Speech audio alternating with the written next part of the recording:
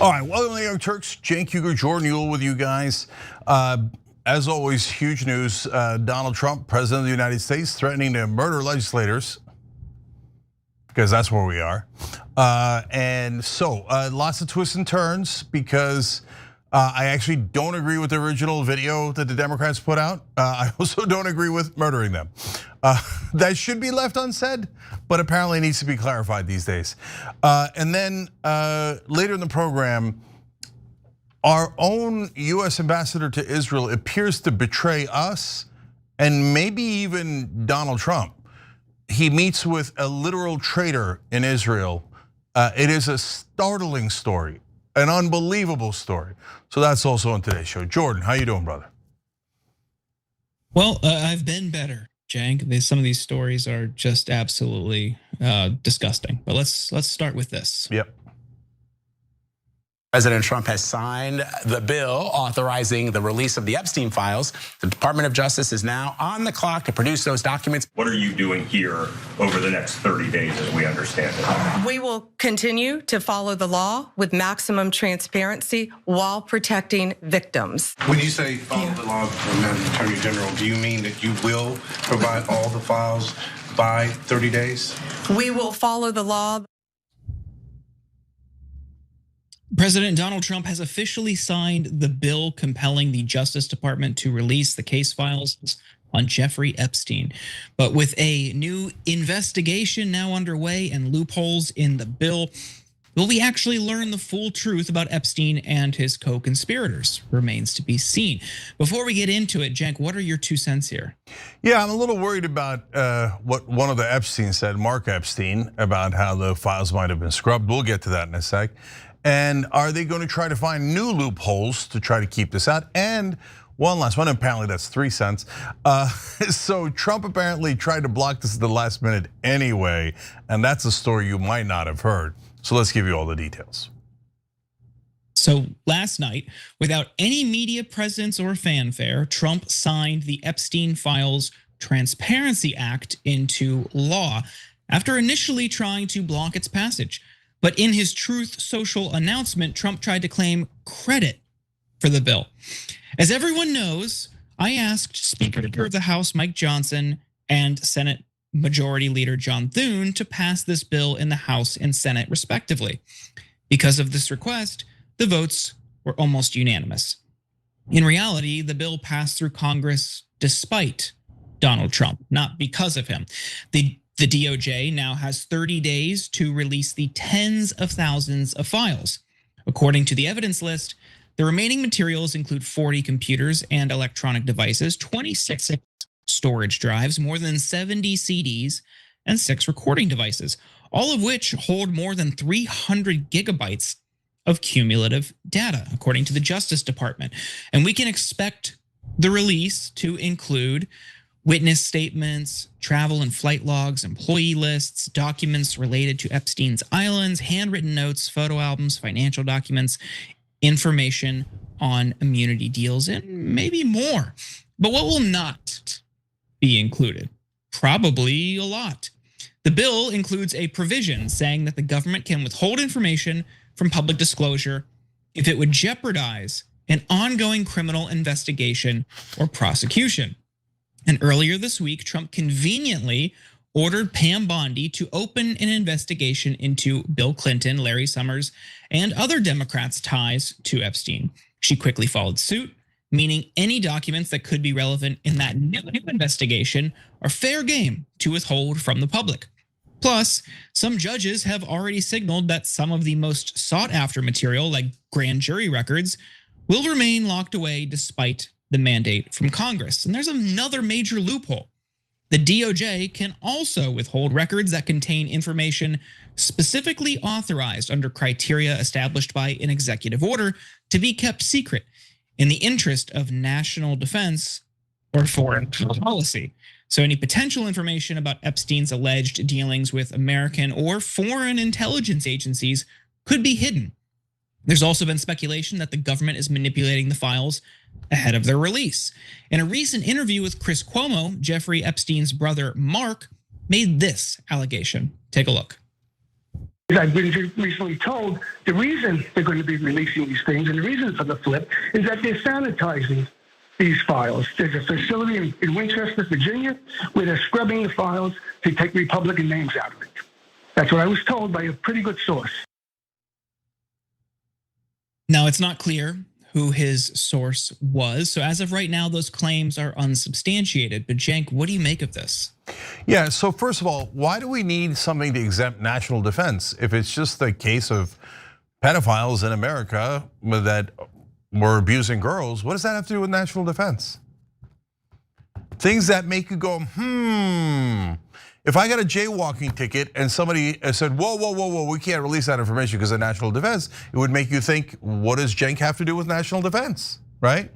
So but I'm sure that mainstream media will find that to be an illegitimate question. Illegitimate. Shh. Okay, so now I want you to know about Mike Johnson's plan. Because I told you that they might have been trying to block this at the last second anyway. So are they blocking it? Are they going to redact it? We'll find out.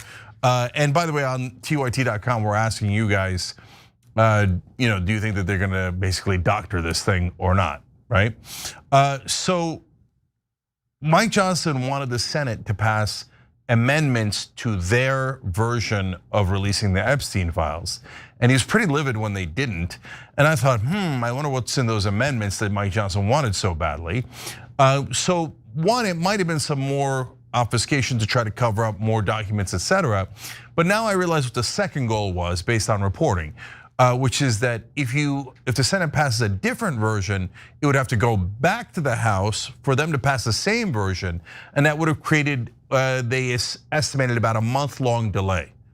And so they just wanted to delay, and that's when the senators just passed it in a hurry, Mike Johnson's like, what the hell, that wasn't the plan, guys. We were gonna try to cover it up for a little bit longer and pass some more amendments to cover more of it up. And Jordan, I don't know if they screwed that up or not, and now we're gonna see some information that we might not have otherwise.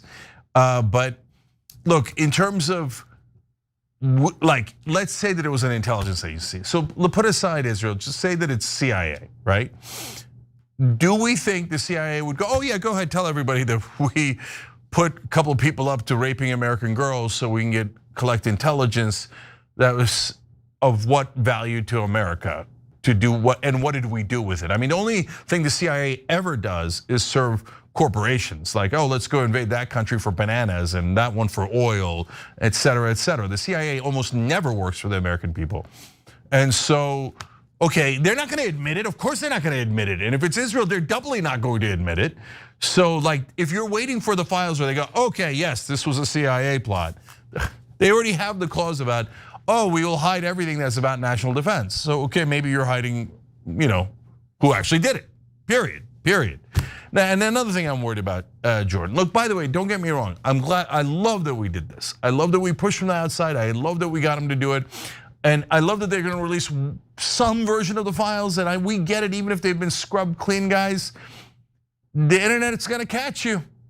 They think, oh, sure, well, we'll just give it to ABC and CNN, and they will say that is the official government position, and anything else is a conspiracy theory, and this case is officially closed, right?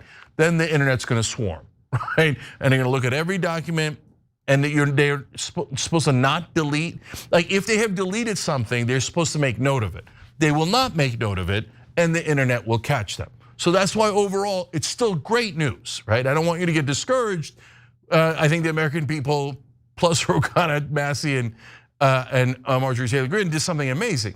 Okay, but more worries here. Okay, so they could say, oh, the Democrats are being investigated already. I mean, what a comical thing to say. If there's Republican predators, oh, feel free to rape away. It's okay, no one cares. But the Democrats will be investigated for these crimes. Already, that's horrific. But on top of that, they might use that to go, well, we are gonna give it to you. But we have started a years-long, decades-long investigation into these rascally Democrats. So we'll get back to you guys when that's over. It's not like they haven't done that before, and it's not like it hasn't taken decades before, right? So not an exaggeration by much. But Jordan, the last worry is that they release the files and they go, well, now we can't prosecute anyone. Now you guys wanted the files. If we only had them for 20 years, If we had him for 30 years or 380 years, we would have gotten to the prosecutions. But since you rascally kids got involved and we had to release the files, now we can't prosecute anyone. That's also enormously possible. Yeah, I mean, I never really had hope that if this went through the Trump administration specifically, we would get full transparency. And I think the signaling from congressional Republicans all voting for it with the exception of one, I think they all knew, okay, we've got a plan B. And I think it's just scrubbing or a limited release or what we're seeing now with this new investigation loophole. Oh, we got to withhold some. You know, we've talked about Trump potentially being a source. You know, Mike Johnson seems to have accidentally let that slip to cover an informant. Maybe that's how they do it. It seems like Trump was a snitch because they had some falling out over a real estate deal. And of course, there was the element of Ghislaine Maxwell allegedly poaching people from Mar-a-Lago. And if he got upset about that and ran to the FBI, that would, you know, some sort of deal made to provide intel or be a source or an informant in exchange for protection, in exchange for a pass, basically. I don't think we're going to get the full picture here. I think it's important to fight for it. I think it would have been on the Biden administration and Merrick Garland to release this material, but they chose not to. And that goes to the other component of this, which is a national security or foreign policy interest. We've talked a lot this week, the past couple of weeks about it. It seems like they're covering for other intelligence agencies or one intelligence agency specifically. So Trump signing it to me was a sign that we're not going to get the full picture. Yeah, and by the way, I just want to clarify every time because I know you're not seeing it in mainstream media. Dropsite News has already proven that Jeffrey Epstein worked with Israel. He conspired with the former prime minister, with spies that stayed at his house, Israeli spies, of course. It'd be funny if it was like random, like he was working with Paraguay. No, it was Israel, and they were conspiring to try to get America to bomb Syria and Iran, among other things. So there's no question about that. It's just mainstream media has decided to cover it up on behalf of Israel. It was a curious decision. Anyway, last part of it is there a deep state? Well, interesting, because Trump is always talking about a deep state. And this theory that he was a snitch, ooh, that sounds so true. Okay, look, I can't tell you that that definitely happened. We don't have the files yet. I always clarify, facts, speculation, right? So now we're in the speculation and Donald Trump turning evidence behind the scenes against others to get himself out of trouble. Sounds like Donald Trump 101. So remember, like deep state, of course, I work with them all the time. I mean, whatever, okay. But by the way, I mean, you could make an argument that if he did, well, he's working with law enforcement and good for him, right? And well, it depends, doesn't it, Jordan? Because if he's working with law enforcement out of the goodness of his heart and he's turning over pedophiles, then he should be bragging about that to no end and he would deserve a lot of credit, right? On the other hand, if he's turning over information because he didn't want to be prosecuted because they had him dead to rights legally, that could be a different story, isn't it? Yeah, that's what I think the likely scenario. If there was any sort of informant role for Trump, it would be in exchange for immunity. He certainly wouldn't do this out of the goodness of his heart. He maintained a relationship with this guy well after everybody knew what he was. So he had no issue with it. He knew it was happening. We've seen the letters, we've seen the birthday book, all that. He knew if there was an informant role, it was just for immunity to cover himself. Yeah, and by the way, last thing, since this is speculation, guys, it's possible you get an immunity deal for some other charge. Like it didn't have to be that he was involved in the ring. Could have been that the FBI was like, oh, we got you on 28 counts of money laundering. I mean, look, there's houses that are being sold, the condos, etc. But we know you know about Epstein, so what do you got there? Okay, we'll do a deal. So we don't know, and we don't know if that's going to be released. But there's some now reporting / speculation on the possibility. So we'll find out. Trust me, the internet will find out. Yeah. Well, let's get into our next story, starting with this.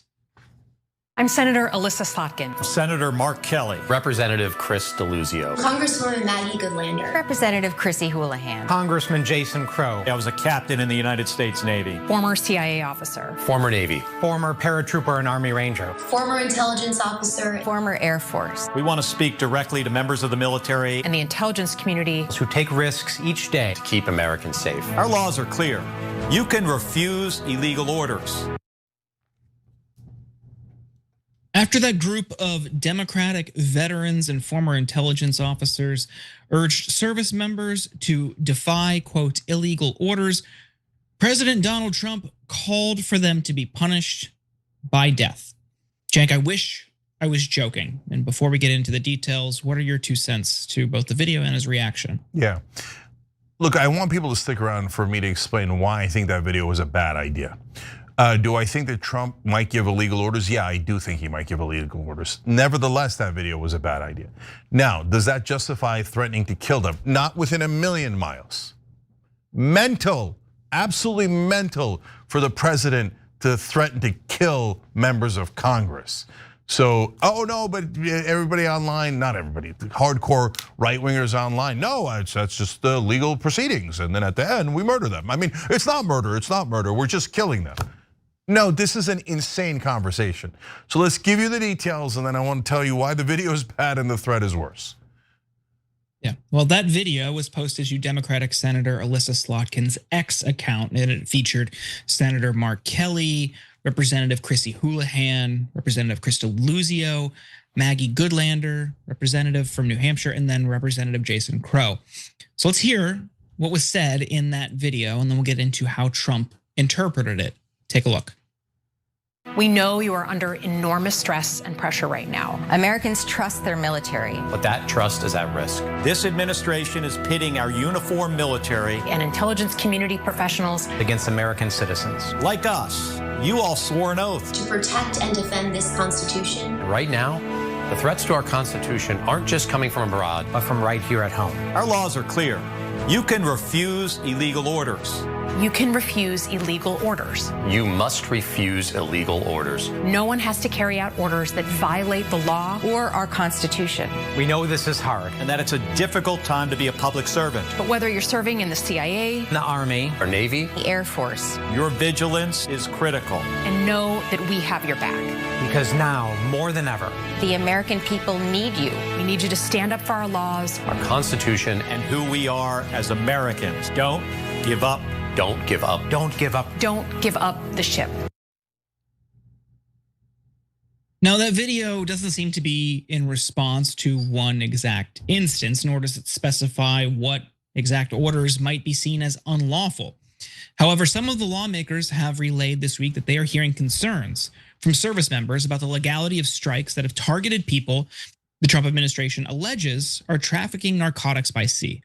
Traditionally, the US military adheres to the Uniform Code of Military Justice, which holds that service members must obey lawful orders, whether they agree with them or not. They're obligated to not follow manifestly unlawful orders, but such situations are rare and legally fraught. Members of the military take an oath to the Constitution, not the president. Now, as of November 15th, there have been 21 strikes on alleged drug vessels in the Eastern Pacific and the Caribbean, killing 82 people with 3 survivors. But it's not just that. Jason Crow, who was featured in the video, gave a little more insight into that video on Fox News. Take a look.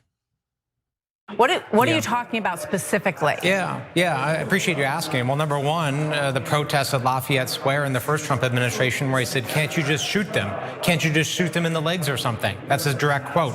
And of course, the then chairman of the Joint Chiefs of Staff. That was not a military order. That was a comment. That's not a military order. When that's coming from the president of the United States to your generals, don't you think that's a request? That's I'm a question? asking specifically right now what you're talking about.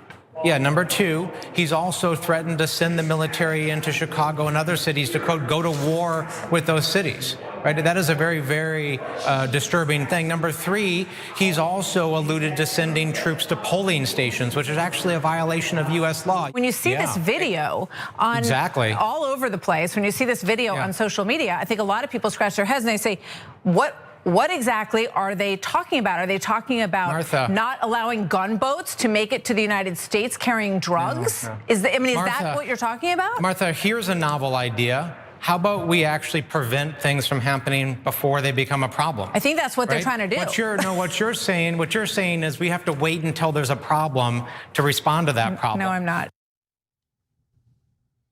Now, according to the president, these potential crimes are nothing compared to the lawmakers' seditious behavior.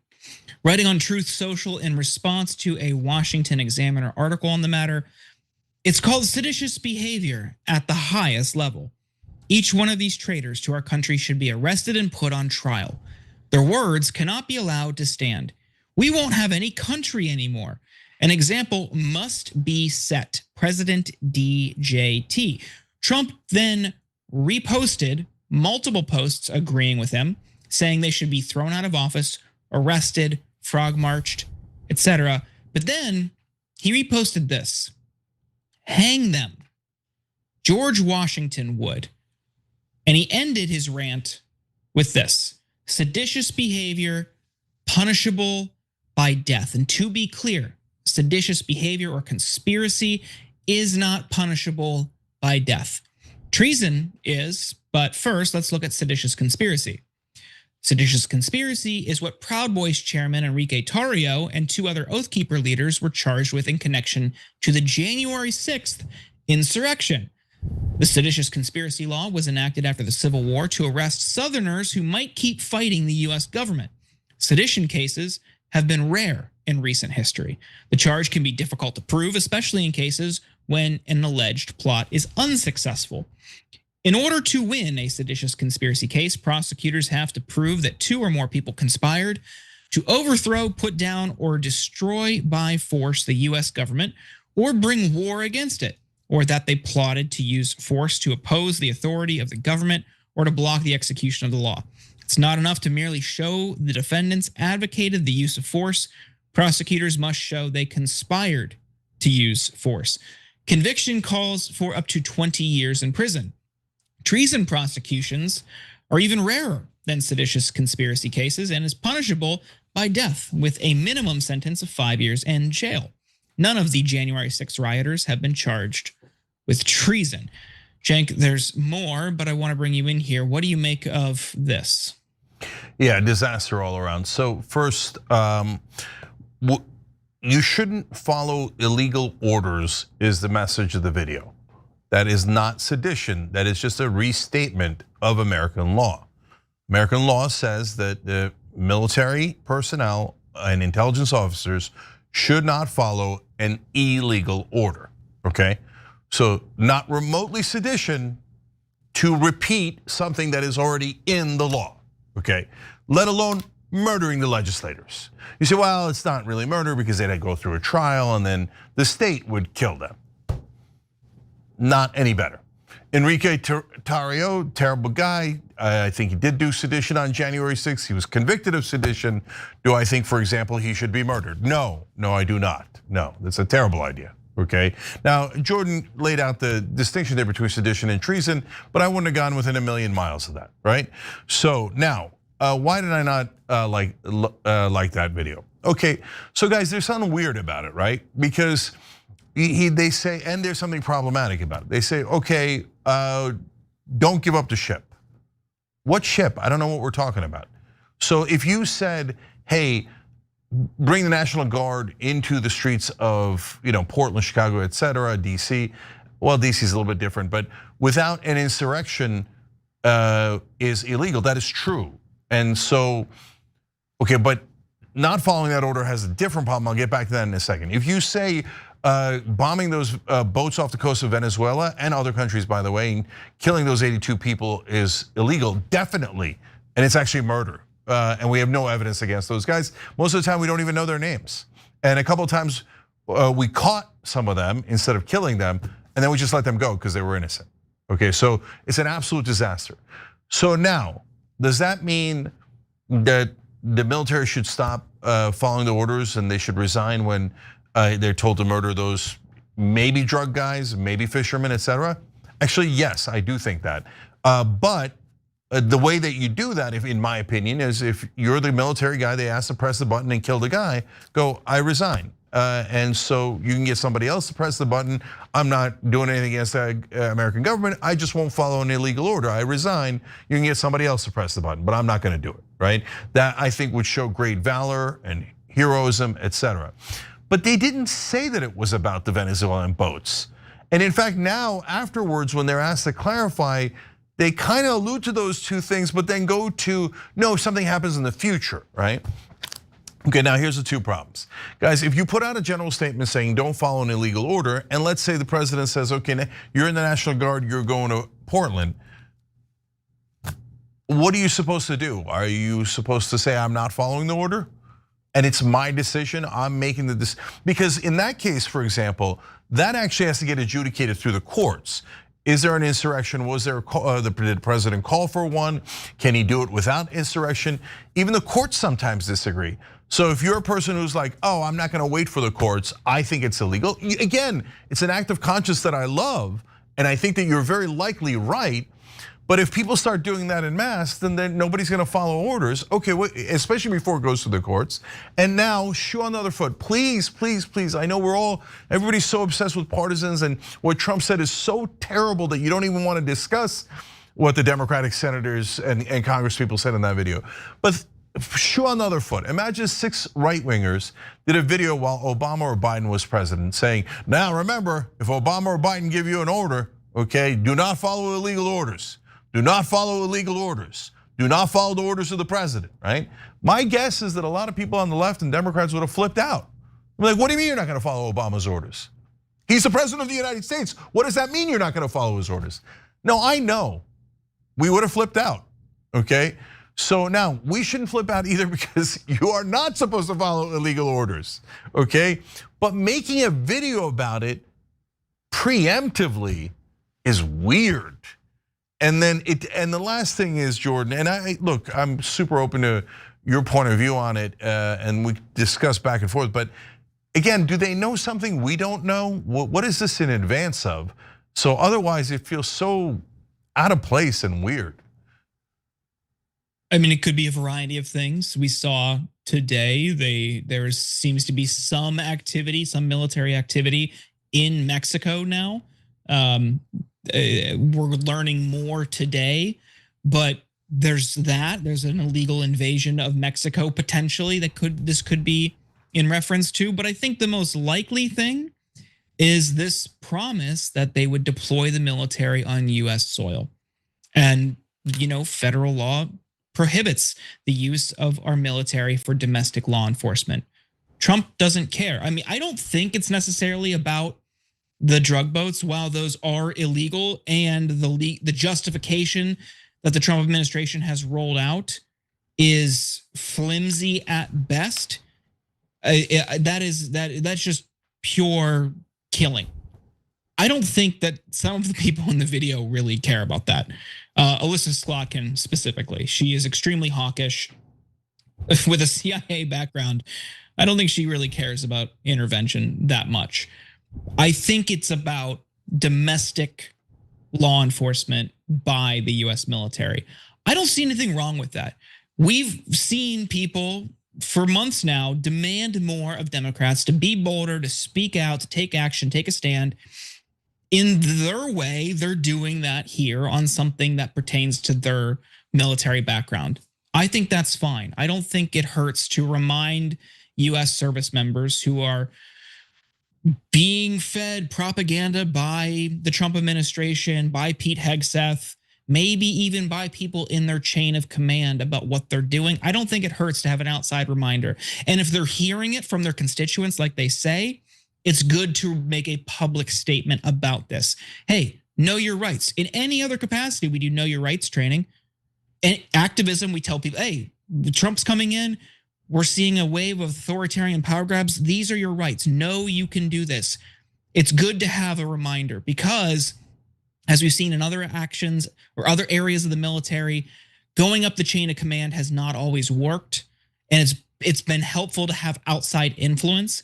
But then again, on the point about resigning versus rejecting the order, rejecting is like the best possible path for them because it gums up the works, and they don't immediately lose their benefits if they were to resign. They're entitled to those benefits. They served, they worked for them, they earned them, they deserve them. Resigning risks losing the benefits that they are entitled to. But rejecting the order, as they are legally allowed to do if it's illegal, also protects their benefits. And then if there is some sort of punishment and like a court-martial, who knows? But an objective judge or reviewer would see, no, they were operating in a way that they're legally permitted to do so. Yeah. So look, again, I don't like the trend. I think that I am genuinely curious to see if there was a different reason why they did this video preemptively. But I looked it up, and the constitutional sheriffs, you remember them? They were the guys saying, well, we're not gonna follow Biden's orders on COVID or anything else, okay? And I remember being outraged by that. And I remember everyone on the left was outraged. And I just looked it up, and tons of articles about this is outrageous. The president says something that people have to follow it, right? So that was on the left. Now we're saying that they don't necessarily have to follow. Now, the reality is it's true. It's true, you should not follow an illegal order. But the complicated part is, how do you know it's illegal? So some things are crystal clear. Shoot that man in the head. No, that is an obvious illegal order, right? By the way, bomb those boats is the same thing, okay? So on the other hand, I'm ordering you as a National Guard to deploy in this area. That's super confused. Like, are you sure that the courts are gonna rule in your direction? So I'm worried about it. By the way, the constitutional sheriffs now are challenging Trump too.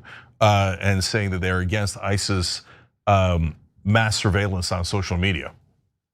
Okay, although by the way, you see always the hypocrisies on both sides, right? The right wing's furious today and they're like, of course it's sedition and treason and they should be executed, right? After a trial, presumably, right?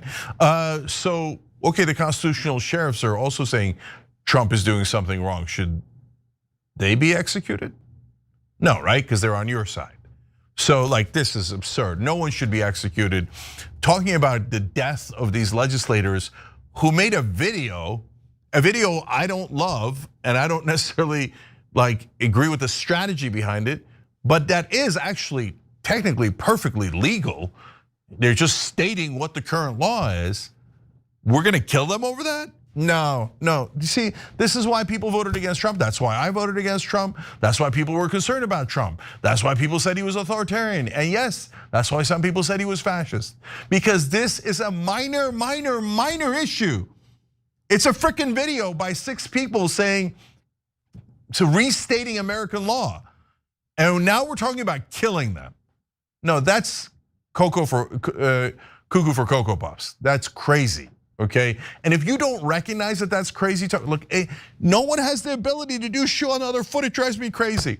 So while Obama was president, if 6 Republicans made a video about, Obama's gonna give you illegal orders, and he's gonna tell you that, you should, whatever, right? And you should not follow an illegal order. And Obama said, I'm thinking about killing those guys. Come on, right wing, come on, right wing.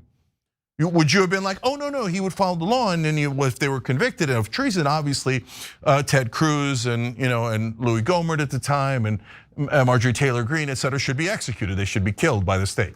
Of course you wouldn't say that. Of course you wouldn't, because it's insane.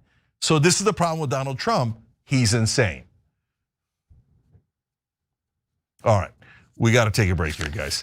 When we come back, we still have a lot more, including that story that makes my blood boil about, that was an interesting snort that happened just there, about how Mike Huckabee met with a traitor. And then there's this Trumper, someone who supports Trump, who did a fake crime that is both like ridiculous in a like weirdly tragic way, but also hilarious. So that when we return.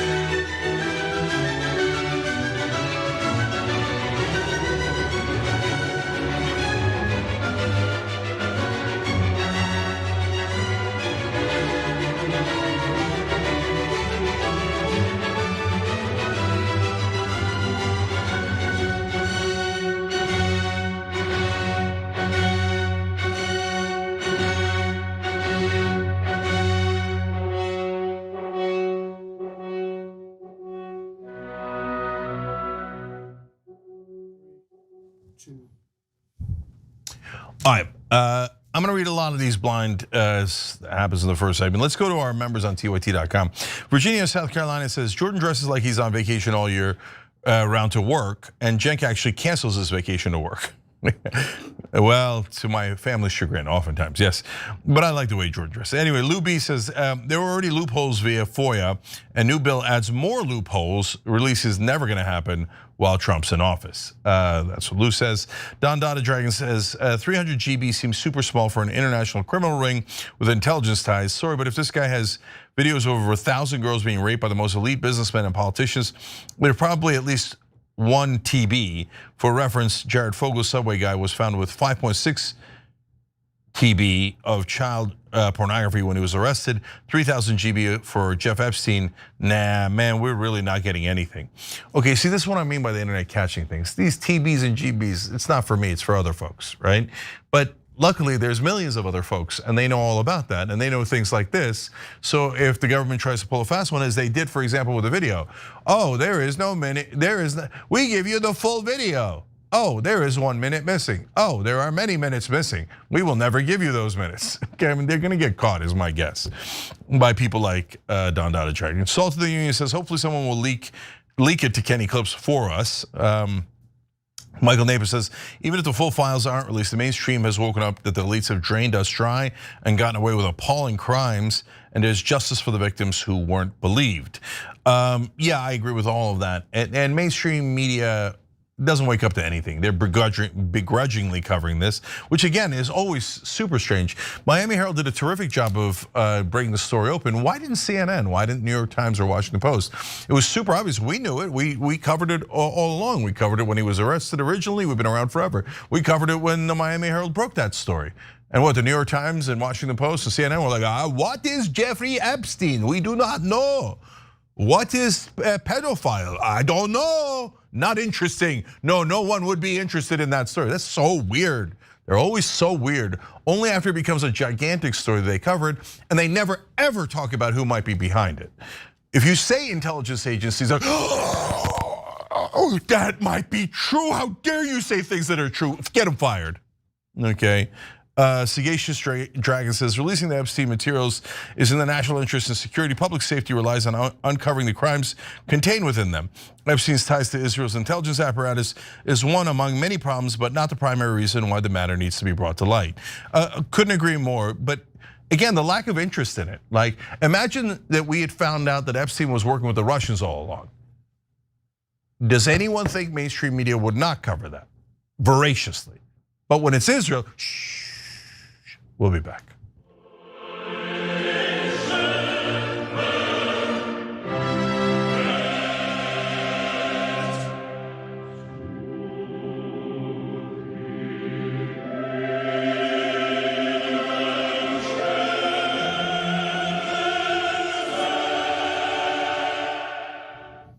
All right, back on TYT, Cenk and Jordan with you guys. There are a bunch of programming notes. Number one, Jordan's podcast is a surgeon podcast. Check that out. Number two, Madam Rochelle wrote in saying, Cenk, I don't fully agree with you, but you do bring some very valuable insight with your argument, especially considering your law background. Okay, I was going to cancel you, Madam Rochelle, for not agreeing with me, but now that you complimented me, no, totally fine. Let her stay. Okay, I'm kidding. Thanks for your contribution. We appreciate it. We love doing the show with you guys.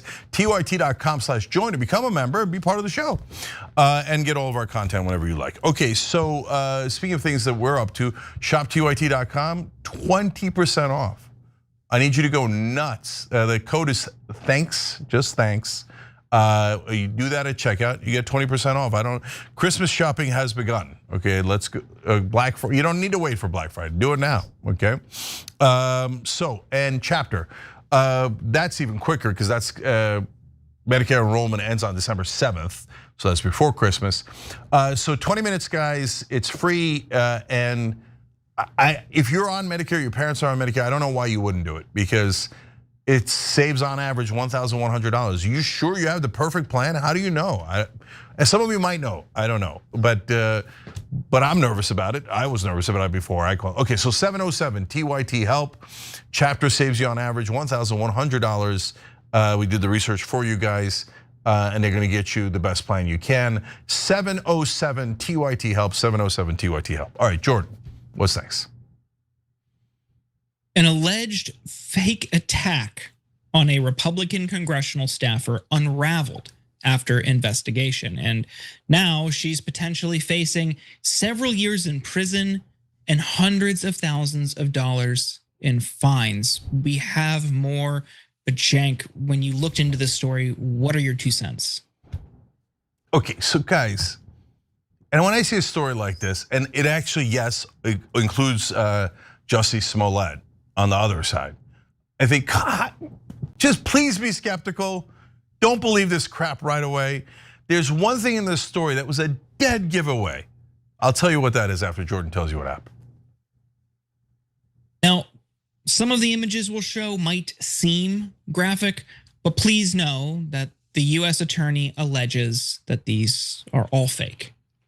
This is Natalie Greene, a 26-year-old former congressional staffer to Republican Congressman Jeff Van Drew.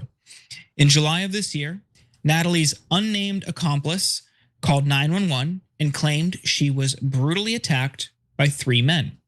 She says they zip-tied her hands and carved things like Trump whore and Van Drew is a racist. And you can see those carvings here.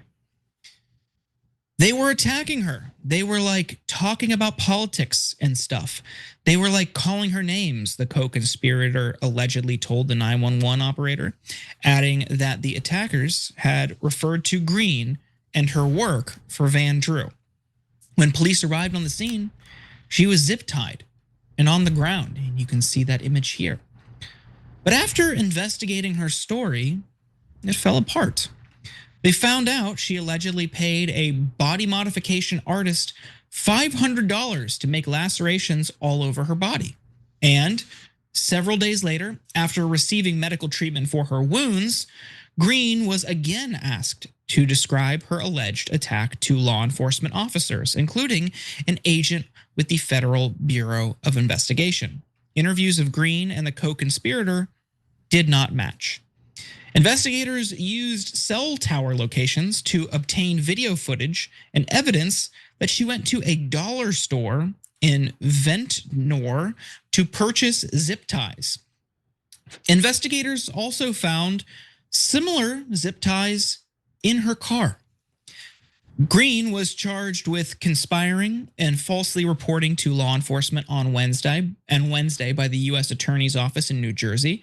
She faces a total of 10 years in prison and $500,000 in fines, plus 6 years of supervised release if charged to the maximum extent on each charge, if sentenced to the maximum extent, rather. Time will tell, because the acting US attorney in New Jersey is Trump's favorite lawyer, Alina Habba. Cenk, what do you make of this story? Pardon incoming. That's what I make of this story. Okay, so, here's one of the 2 dead giveaways. Trump whore. That's not how people on the left talk. Okay, like it's such an obvious case of projection.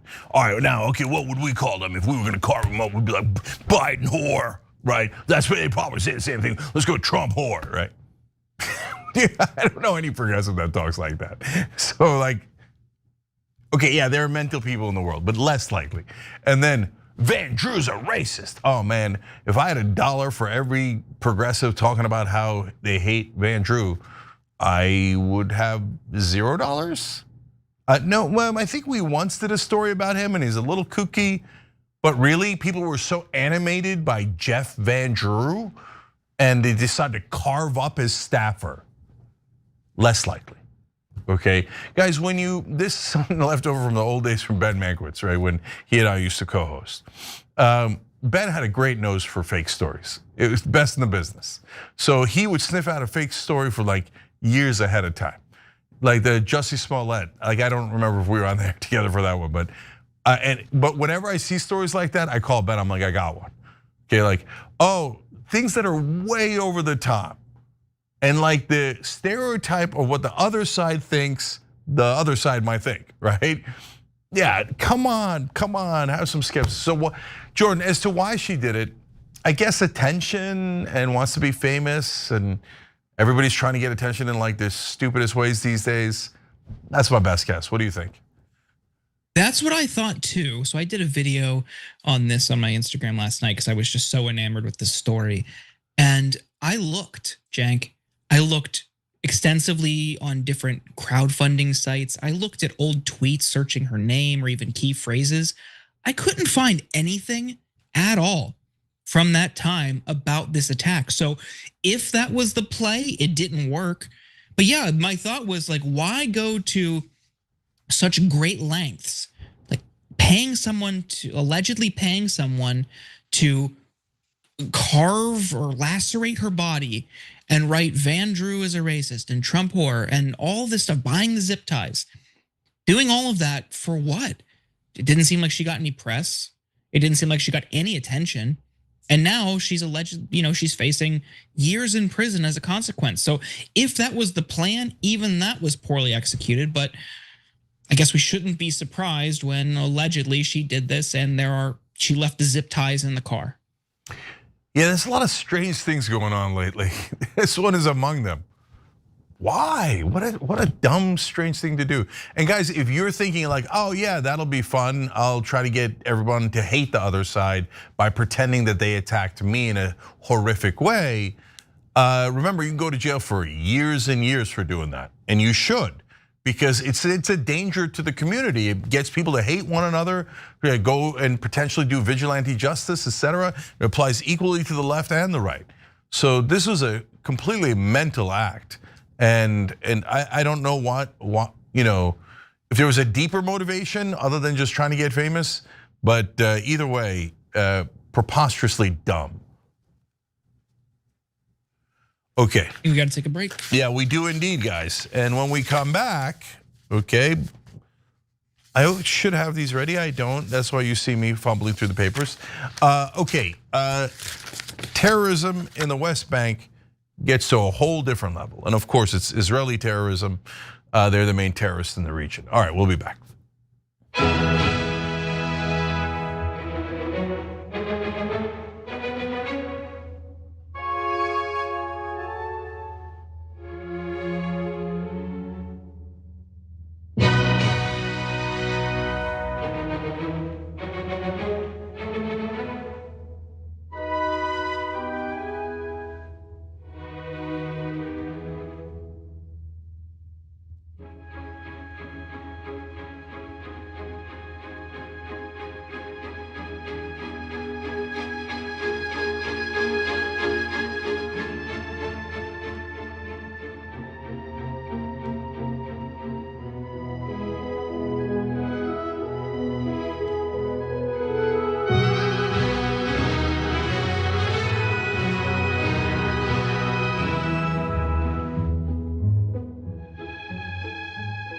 All right, so let's go to Super Chat. Sid Life 365 says, Cenk, I'm really proud of you for stepping up for Palestine. You're a good human being and truly independent media covering both sides. I love you and I pray for you. May Allah bless everything you desire. Well, thank you. That's a wonderful thing to say. Corey Brown 2895 says, remember in A Few Good Men, the Marines still got in trouble because they followed an illegal order. Reminding troops they can/will get in trouble is probably a good thing given their general age. Ryder Dragon says, we keep saying Dems need to fight back. Now they have, and we should support them. I hear you, brother. That's a perfectly legitimate point to make. But it, of course, also matters how you fight back, right? Do you do it effectively or not effectively, productive, counterproductive, etc. But you're not wrong to point out, hey, at least they did something, right? Melody Loves Music says, hi, Cenk, hi, Jordan. Today, I turned the big 5-0. May I get a birthday shout out? Thank you. Well, of course you can. Happy birthday, Melody. One of our best members, often gives out memberships, wonderfully generous person. Happy birthday indeed. Lady Fukanti says, hey, Cenk, can I get a happy anniversary shout out? Today I have 32 years clean. Beautiful. Happy anniversary on that. Okay, this is in YouTube member section now. I think it's Il Taco Dragon, but I'm not sure. Double dose of Jordan today. We love it. That's what the American people are saying on a couple of network shows today. And Votostar says at tyt.com, I'm in favor of telling the troops not to follow illegal orders no matter who's giving those orders. And if they do follow clearly illegal orders, they should go to jail. And then Old Dirty Pastor says, Raskin's the same senator that was painfully trying to maintain a moderate position for the last few years in an attempt to have broad appeal to her constituents. She is now pleading to her fellow military/CIA insiders to basically not cave into fascism. Guys, we're in a world of trouble. If these centrists are willing to make such a bold and brazen plea, they know something we don't, the fix is in. Okay, so I don't know that, and that is interesting, and I'm worried about it. Don Dada Dragon says, coming from a guy who served active duty in Seattle during 2020, when Trump was saying systematic racism isn't real, shooting and gassing the American people over a photo op, and then getting even more violent, I cried myself to sleep every day. I wanted to be in the military for years, but I did not want to hold a gun to an American's head. It wasn't until my colonel, a white woman, stood up and said, that's BS. I have a mixed daughter who faces that issue daily, that I found my voice again as a staff sergeant.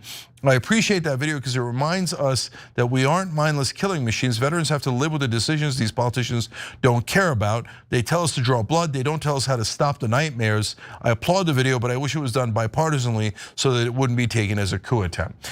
Look, the coup attempt talk is nonsense, okay?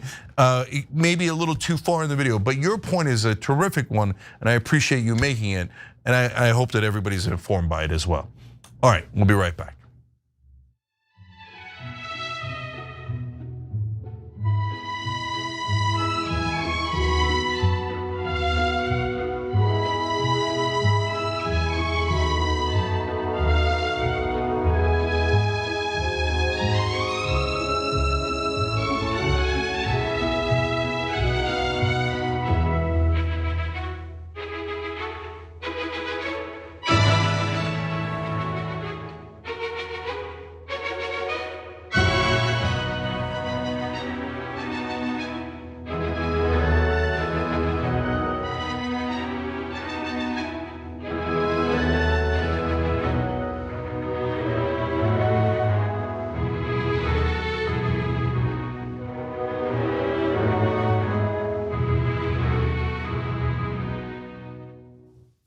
All right, back on TYT, Cenk and Jordan with you guys.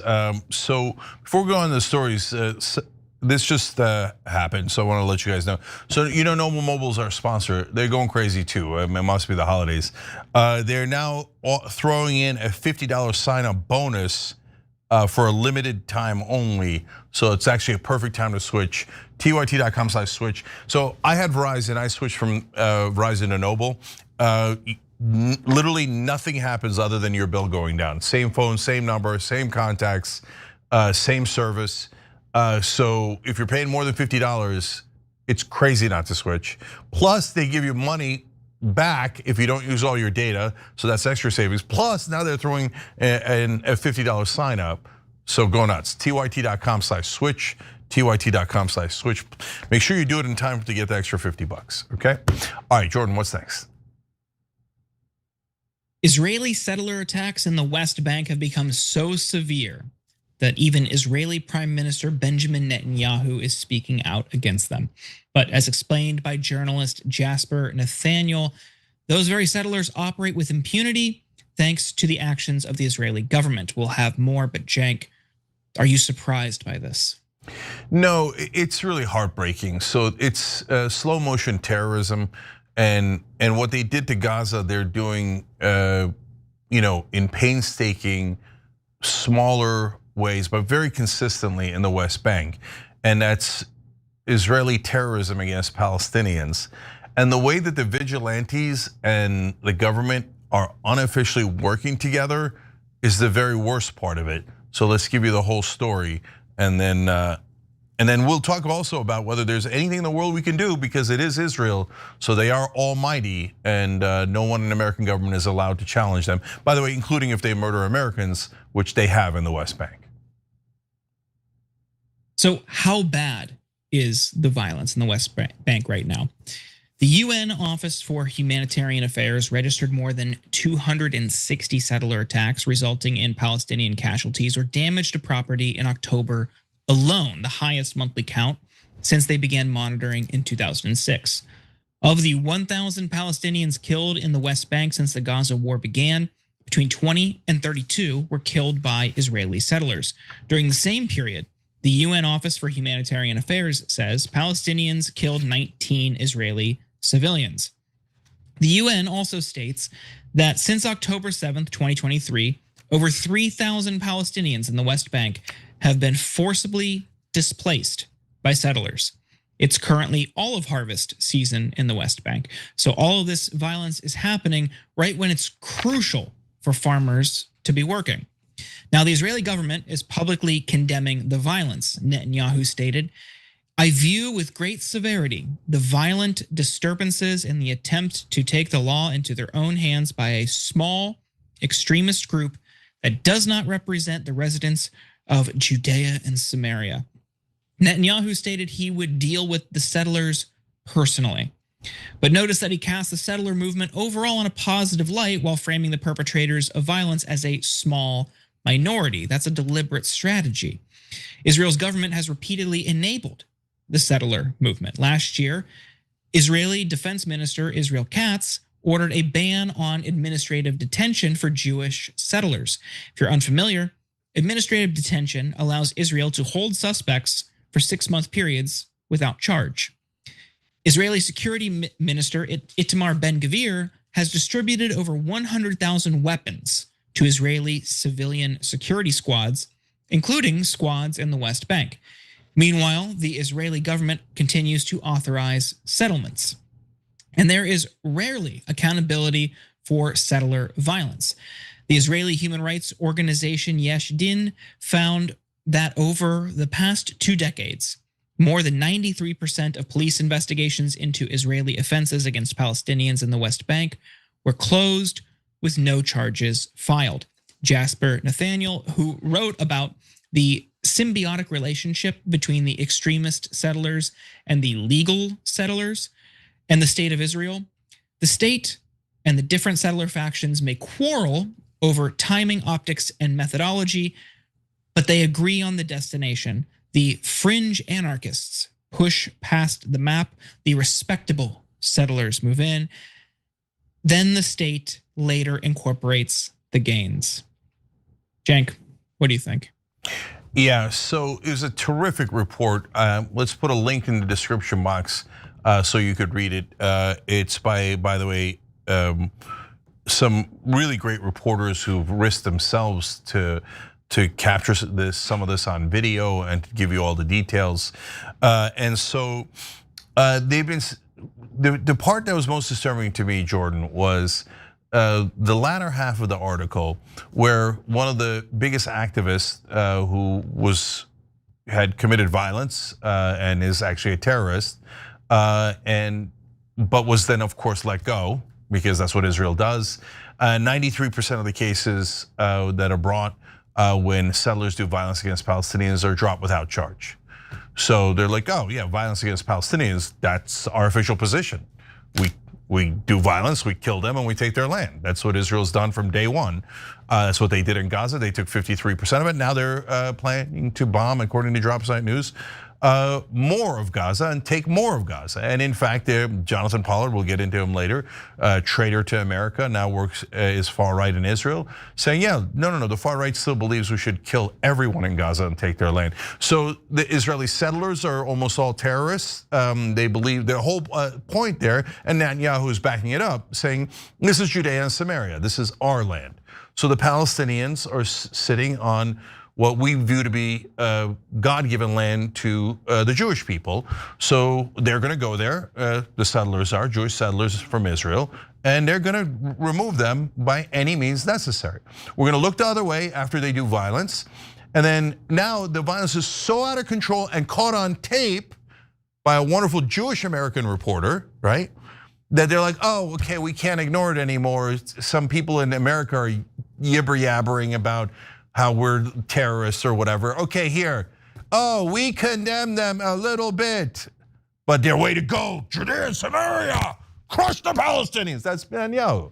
So look, if the shoe was on the other foot and the Palestinians were talking about using religious words for Haifa and Tel Aviv, and they'd be like, oh my God, from the river to the sea, these monsters. Israel does it. They're like, yeah, Judea Samaria, that's our goddamn land. We're gonna kill them all, we're gonna take the land. And the press is like, I can't decipher what they're doing. And then they actually do it. They just keep murdering and murdering and murdering in the West Bank. By the way, 9 Americans killed. No accountability at all in just the last 3 years. The American government's like, oh, we're so sorry, Israel. We're so sorry. Kill anyone you like. Kill more Americans. Who cares? They're only stupid American citizens. They're not the super valuable Israeli citizens. Anyway, you get to the second half of the article and he explains, so this terrorist that was let out of prison, he writes an article saying, oh yeah, this is all a trick. And they publish it. So they're kind of rubbing our face in it. They're like, yeah, we go and first take the hills. Then the government pretends that we're naughty boys. But then we say we're in danger because we stole the land. He doesn't say stole, of course. And so we go, oh, we are, this land that we seize that is not ours, some people object because it's actually their land. Oh, we're the victims. We're the victims, right? And then IDF comes in and slaughters the Palestinians because the settlers, the illegal settlers, felt unsafe. And then we just keep playing this game over and over again until we take more hills and more hills. And then we go, well, we have so many hills, this should be an official settlement. And then the Israeli government goes, well, I guess that's just the facts on the ground, and they make it an official settlement. And we work, and he explains, we work with the government on logistics, meaning like they're meticulously planning this out together. The government pretending that they're outraged by some of these crimes is a total and utter lie. No, they love these crimes. And so they literally planned them out together. And the guy who planned it wrote an article explaining how they planned it. And so they do logistics, and he says we also have ideological gatherings with the government. And we talk about how, we're gonna take this land and we're gonna take all of it and we're gonna drive the Palestinians out, either murder them or ethnically cleanse them off the land. So look, at this point, Israel is an evil government. That's not even close. It's one of the most evil governments in the world. And so if that hurts your feelings, there's sorry, but you should do something about this government that I don't know that you love the government, but if you love Israel, you shouldn't want it to have a deeply evil government that plans terrorism with a bunch of terrorists and then uses it to steal other people's land and murder them while they're doing it. No, super evil government. It just is. Anyone who says otherwise is so obviously biased. Well, what's the justification? No, it's okay, we can murder them and take their land because they're just no good, dirty Palestinians, Arabs, and Muslims? What is this? No, the Israeli government is a disgusting government right now. And the fact that we pay for these monsters, they take your hard-earned money and they give it to these terrorists to kill other people and to take their land. I can't stand it, Jordan. I can't stand it. It just shocks my conscience. Yeah, I think this is an instance of Netanyahu just trying to save face. We know Ben Gvir would not care. In fact, he would celebrate these attacks. The guy is just a maniac. But what you're seeing when it comes to settler violence, we've seen the Biden administration sanction people. I mean, that was it was only a handful of people, and it was the most they did throughout this entire genocide. But this is the one area where you will get the AIPAC some of the pro-AIPAC, pro-Israel members of Congress speaking out. It's a line that they've drawn.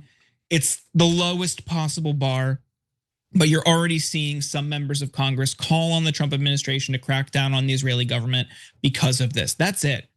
It's only that they don't care about the mass slaughter and genocide in Gaza. They don't care about, for the most part, expanding illegal settlements. But when it comes to violence, that's where they step in. But again, it's a low bar to clear. But that's why you might see Netanyahu at least pretend like he's upset by this. Yeah, and by the way, the American legislators are totally lying. They've never done anything about it. And this is all a game, and the American politicians are in on it. If you don't do something about 9 Americans murdered, you're not gonna do anything. There's this 16-year-old American kid from Florida, the Israelis put him in a gulag for looking at someone else throwing a stone. And kids lost 30% of his weight. He might die in that gulag. No contact with his family, because the Israelis are like, what do you mean? We don't have to follow any of the laws. No, we're not gonna follow the law for this stupid American citizen. We'll kill that American kid, and then you'll give us money to do it.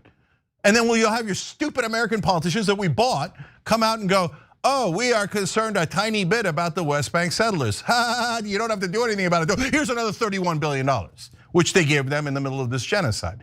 So what they're doing in this West Bank is, of course, disgusting and proves that Gaza had nothing to do with self-defense, because they're doing the same thing in the West Bank. Driving out the Palestinians, killing the Palestinians, taking their land. That's the whole point.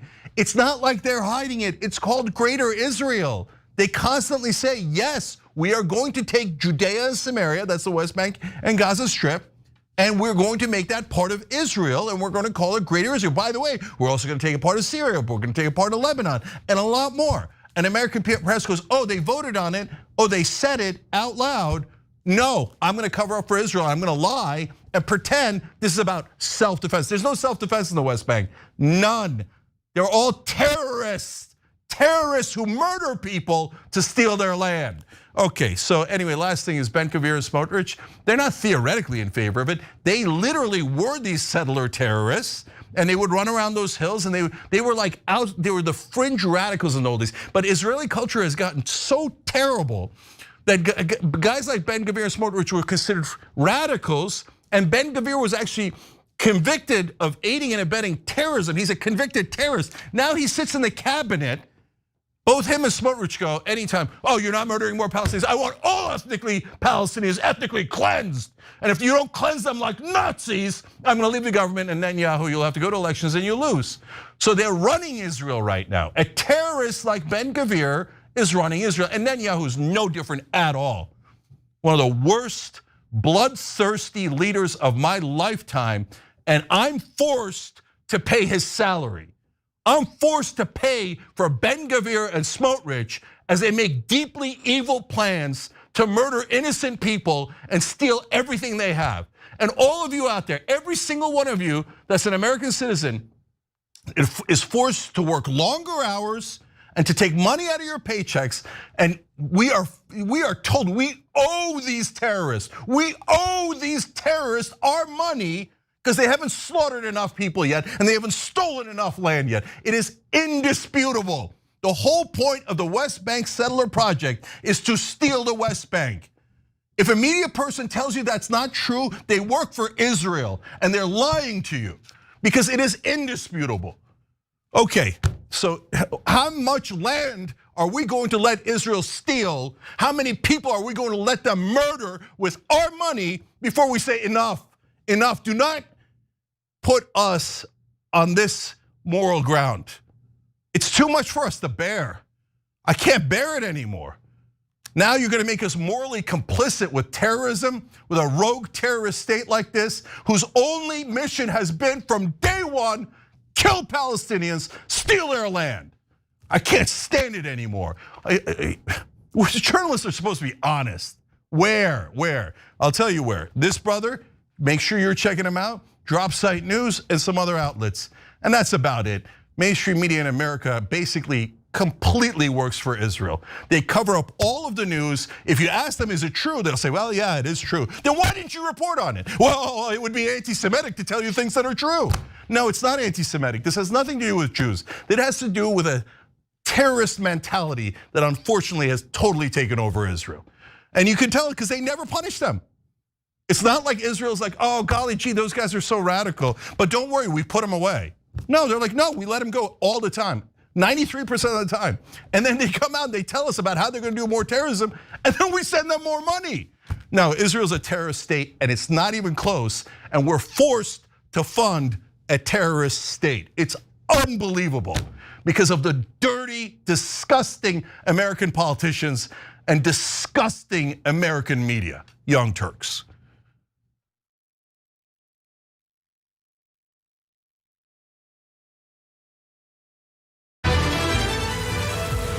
Hey Andrew, what's up? Hey Cenk, you ready to make the switch?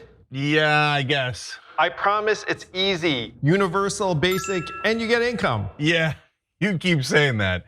But you sure I'm gonna have coverage? Of course you will. You think I would have bad service? I'm Andrew Yang. Of course I have good service. All right, let's try it. But I'm so bad at text. So, wait.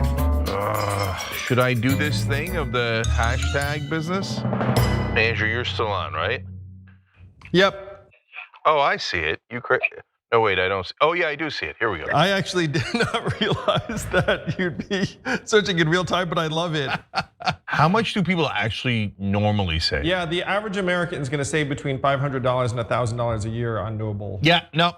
You know what I'm going to do, Andrew? Are you ready to become a Noble member? The 2 buttons are do it and go back. There's no going back. We're doing it. We're doing it. Here we go, Noble Mobile. Oh my gosh, I just called you and are you now on Noble and not Verizon? Why didn't you tell me it was gonna be super easy? I know, man. Now you just stay away from your phone and watch the money roll in. I can do that. Here you go, phone, yeah. What the Jank, you still there? Andrew? Oh, well, at least I got Noble Mobile. It was really just one take. The whole thing is wild. It's in my shoe. It's in my shoes. Hi, I'm Brett Ehrlich with breaking news with Brett Ehrlich. This is breaking news with Brett Ehrlich. Hi, Brett Ehrlich here. According to EPA head Scott Pruitt, climate change is not happening. He cited a meme on Facebook he saw. When pressed to back up this source, he said it must be accurate because the watermark said it was made by a scientist. So, your move, Truth.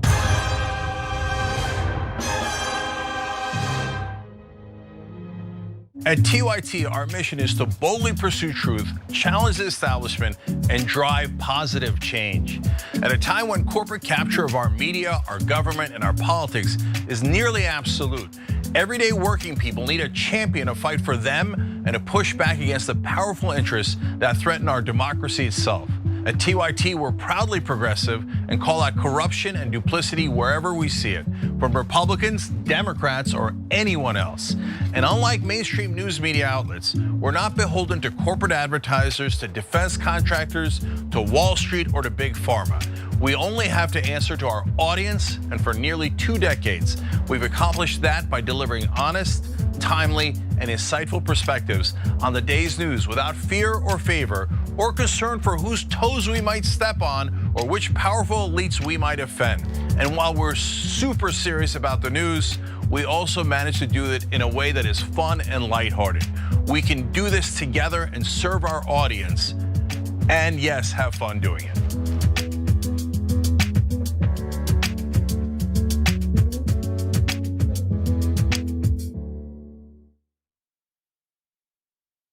You are the media revolution. You are much needed. TYT, TYT. The place is like 95% TYT on.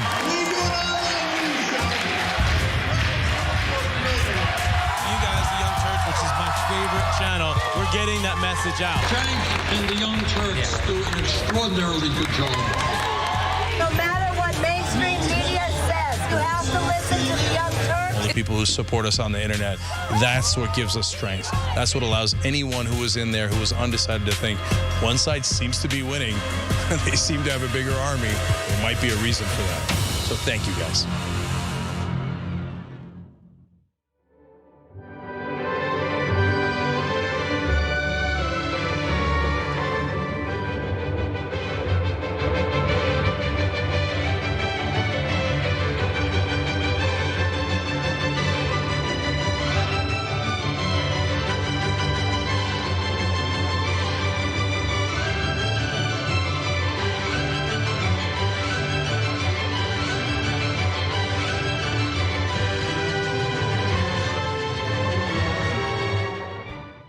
All right, back on TYT, Cenk and Sharon Reed with you guys. Sharon's also on Rebel headquarters. Make sure you're checking that out, Rebel HQ on YouTube. Good to see you, Sharon. How you doing? I'm doing okay. How about you? Good show so far. Rock and roll. Got a little upset about Israel. I know that's shocking. And I'm going to do it again in this hour. Also shocking. It's what you do. It's one of the reasons we love you. You're so passionate, but you're a big teddy bear with conviction. And that's what we love. Well, I appreciate it. Thank you. All right. Let's do the stories. All right, we have Stacey Plaskett. Cenk, watch. They want to take a former United States prosecutor, the representative of the people of the Virgin Islands, and without even going to the ethics committee, much less a court, they want to arraign her on some charges based on a newspaper article that she did something lawful. However ill-advised it may have been, she took a phone call from one of her constituents. Now, I don't think it is the position of the very distinguished gentleman that if we find Jeffrey Epstein on the phone with Donald Trump, he should be impeached for it, or is that his position? It's a great question. Representative Jamie Raskin there stated that when his colleague, Delegate Stacey Plaskett, texted with Jeffrey Epstein during a 2019 congressional hearing, she was simply speaking to a constituent. And if you thought that was bad, just wait until we get to House Minority Leader Hakeem Jeffries. But first, Cenk, your 2 cents? Yeah, that last line by Representative Raskin was good about, hey, if you're on the phone with Epstein, should we censure or impeach you? Because certainly Trump was many, many, many times. On the other hand, just calling Epstein a constituent of Representative Plaskett is not really a great way to refer to Epstein. So what I'm worried about, Sharon, is let's give all the facts and then discuss, wait, are the Democrats a little concerned about their ties to Epstein? Well, let's try to find out. Yeah, and we'll start with this, Cenk. Here's the clip of Plaskett texting Epstein. And if you look near the bottom of the screen, you can see what the two of them were texting in real time. Look at this. Attorney-client privilege, yes, I will turn it over. You, as my friend Mr. Meadows pointed out, misled this committee even today in a written submission that contradicted your testimony. You have suggested you are going to review that. Did you review? Are you going to review it in our next break to correct the record, yes or no? Yes. Question, you helped out the president's campaign or were involved in the campaign as a representative, as a spokesman, even in your words today. It was your idea for the campaign dating back to 2011. Is that accurate, yes or no? Yes. Mr. Weisenberg and other individuals, Ms. Rona. Who are those individuals? Are they with the Trump organization? They are. Are there other people that we should be meeting with? Her office is directly next to his, and she's involved in a lot. We're learning so much. The texts were revealed in the recent disclosure of Epstein files. And if you're wondering why Epstein was texting with Plaskett, it's because she is the delegate from the US Virgin Islands. Epstein owned 2 islands in the territory, and he bought off politicians in the Virgin Islands. We know that, including Plaskett, to push the policies he wanted. Not a great look for Plaskett. Hakeem Jeffries, though, how about him? He's repeatedly refused to condemn her interactions with Epstein. So let's take a look. She was arguing her texts with Jeffrey Epstein were not illegal, but in your view, were they appropriate? Well, Stacey Plaskett is not accused of violating any House rule, any law, any statute. Stacey Plaskett was in direct communication with Jeffrey Epstein, and this was after he pleaded guilty to sex crimes. This is after the Miami Herald investigation. In a bipartisan way, the resolution that was introduced targeting Stacey Plaskett was defeated. Have you spoken to Stacey Plaskett after this controversy emerged? I have not. Why wouldn't you speak to Stacey Plaskett? I said I haven't spoken to her since the censure resolution went down. No, about this text controversy. I have not spoken to her since the censure resolution went down. Have you talked to her about this text controversy? She and I have talked, and it's a private conversation that will remain private. I don't know why we can't know everything. Jeffries was referring to a failed attempt by Republican members of the House to censure and condemn Plaskett. The unsuccessful resolution would have also stripped her of her House Intelligence Committee position, but that's not the end of Jeffries' problems. Another document that was released in the recent Epstein files disclosure was an email that Jeffrey Epstein received in 2013 from a fundraising firm. The email touted Jeffries as one of the rising stars in the New York congressional delegation and a staunch supporter of President Obama. Hakeem is committed to electing a Democratic majority in 2014 and is encouraging his friends to participate in the DSCC fundraising dinner with President Obama this coming night. The email said, shared directions with recipients who would like to get involved with the dinner or would like to get an opportunity to get to know Hakeem better. The email included the text of a New York One profile of Jeffries. It's signed by Darren Rigger, Lisa Rossi, Walter Sweat of Dynamic SRG, which touts itself as a top political fundraising and public affairs firm for progressive candidates and causes in New York City. Now, Jeffries stated that he was unaware that email was ever sent. He claims he has never taken a donation from Epstein, nor did he ever interact with Jeffrey Epstein. It's unknown at this time if Epstein even responded to the email, let alone donated to Jeffries. As for Plaskett herself, she was confronted about her ties to Epstein on CNN. Here's that clip. I believe that Jeffrey Epstein had information, and I was going to get information to get at the truth. Having a friendship with him is not something that I would deem to have. And so I'm just looking forward. I'm moving forward. And I think that that's what we as American people should do, is move forward. If individuals are not involved in illegal activity, extending his criminal enterprise or his financial enterprise or all of those things, I think that we need to look at what people are doing moving forward. Wait, let me just better understand that. What is that point? Because at the time he was a known sex offender and it had been detailed all the sexual abuse. There are a lot of people who have done a lot of crimes, and as a prosecutor, you get information from people where you can. Okay, we have to unpack this, Cenk. I'm disgusted by what she just said there, the word salad of it all. Now she wants to move forward, look forward. Let's not dwell on things. Where do you land on all of this, including Hakeem Jeffries? I mean, this is a messy thing. Why can't we just go wherever the investigation takes us? Yeah, I want to give two more facts before we get there, because this is super relevant. Let's go to graphic 4. Epstein donated, $5,400 to Plaskett's campaigns in 2016 campaign cycle, hitting the contribution limits for the primary and general elections. He maxed out his donation to her unopposed campaign in the 2018 cycle as well. I can give you a lot more, but I'll skip down to number 7. At some point in fall of 2018, Plaskett visited Epstein at his Manhattan mansion. He agreed to give the full $30,000 that Plaskett had asked him to contribute to the DCCC. Now, eventually the DCCC did not accept the donation, eventually. I don't know if that was before or after he was arrested. But yeah, they were asking Epstein for money. But to be fair to them, this is not unusual. Both parties are deeply corrupt. They'll take money from anyone, and they will serve anyone. And they'll serve them, well, as you saw with Plaskett. She has no idea what to ask Michael Cohen, Donald Trump's fixer, in that 2019 congressional hearing. And so she's asking Epstein, what should I ask about Trump? By the way, let's note that Epstein knows everything about Trump.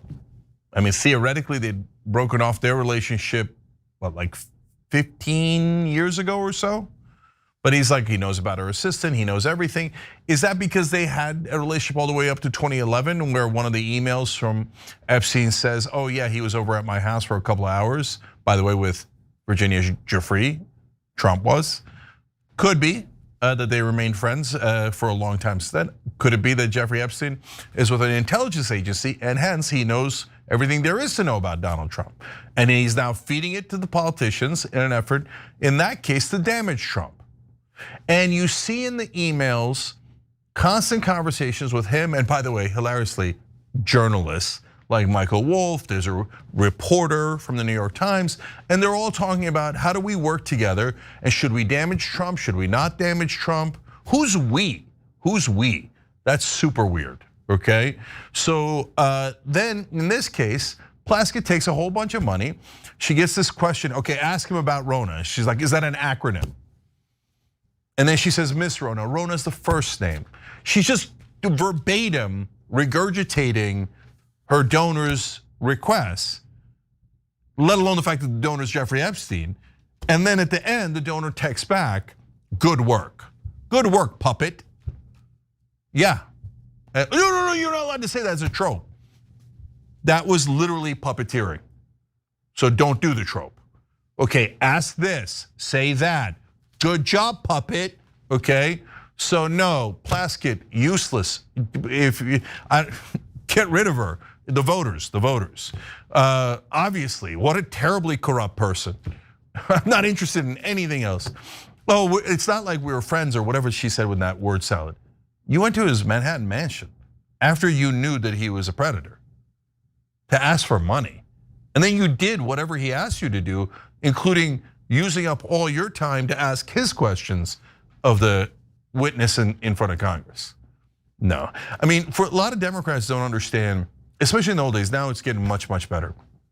You could tell them Mitch McConnell's taking $1 billion, he's obviously corrupt, right? They'd be like, oh yeah, definitely corrupt, oh yeah. Nancy Pelosi's taking $1 billion, obviously corrupt, right? Like, how dare you, she's an angel, right?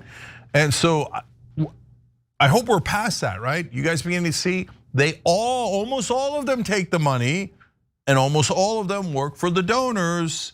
Very, very, very literally, anyone who tells you otherwise is lying to you on purpose when the evidence is overwhelming for both parties, for the uniparty. The only reason why everybody in the country doesn't know it is because mainstream media isn't in the news business, they're in the propaganda business. They cover up the news on behalf of the corrupt politicians and donors, so you don't find out how deeply corrupt they really are. So 100% agree everything you said there. There's just one thing. You have the momentum. The Epstein files are released. Again, I say let the investigation, wherever it leads us, let's go there. It just is so gross to me when you have Jamie Raskin, Hakeem Jeffries, I expect it, coming out in her defense. Why not? I get it. Everybody's swimming in the same dirty pond. But since you're all dirty and there's no honor among, this is the way the phrase goes, thieves, why not just leave her out there dangling? Why do they have to, Cenk? Just go and claim all that time to talk about this woman who's proven to be something despicable, at least based on this interaction. It's gross. Yeah, so my theory on that, Sharon, is that even if it's not money they're taking from Epstein specifically, that tons of those Democrats do the same exact thing as Plaskett, just with different donors. So they're in congressional hearings. They're like, okay, oil companies, how much money should we give you? Okay, big pharma, how should I restrict competition and give you an unfair advantage? Okay, I'll do it right away, sir. Right away, sir. If you remember, Kyrsten Sinema and Joe Manchin, after voting against higher minimum wage, went to the National Restaurant Association convention and started collecting checks. The National Restaurant Association was the one group that was most against it. The entire business community was against it. The corporate world was like, no, lower wages for Americans, not higher wages. Subsidies for me, lower wages for them. And Kyrsten Sinema, if you remember, did that thing where she came in like a cute outfit and she was like, no on the minimum wage for Americans, boo, and then she went and took bribes. She's like, give me checks, checks, checks, and they paid that. If she was a male, I would use a certain term that I'm not allowed to use with women anyway. But honestly, here, I'll say it, almost all of Congress is filled with prostitutes. It's just a question of who's the client. In this case, it happened to be Epstein, but they'll sell themselves for anyone. So that's why probably the Democrats are like, no, be cool with Plaskett, be cool. If they find out how much we serve all of our donors, we're all in a world of trouble, okay? And last thing is, Jeffries, God, you're such a clown, man. I didn't talk to her. Well, are you sure? You didn't talk to her about the text at all? I didn't talk to her. Wait, it sounds like you did talk to her. Yeah, I talked to her. Okay, God, they're so bad at this. So bad. We have to take a quick social break, but let me say this. Prostitutes everywhere are furious with you for sullying their name, okay? They're not that bad, Cenk. Okay, fair point, and I'll say one last quick thing. Look, guys, on the puppeteer line, I said it on purpose, and I'll say it 1,000 times more, but I wanna be clear. It's not because Epstein is Jewish, that has nothing to do with it. He literally works with Israeli intelligence. Drop Site News has the stories. In Israeli intelligence stayed at his house. He coordinates with Israeli intelligence to get America into wars. So if you don't know, yes, Epstein was definitely Israel. And yes, Israel does control our politicians in 1,000 ways, including by just giving them money. That's the easiest way to control them. But mainstream media will tell you, though that is true, you are not allowed to report it because it would make you a mean person. Yeah, well, I'm very mean to the politicians and quite happy about it. All right, we'll be right back.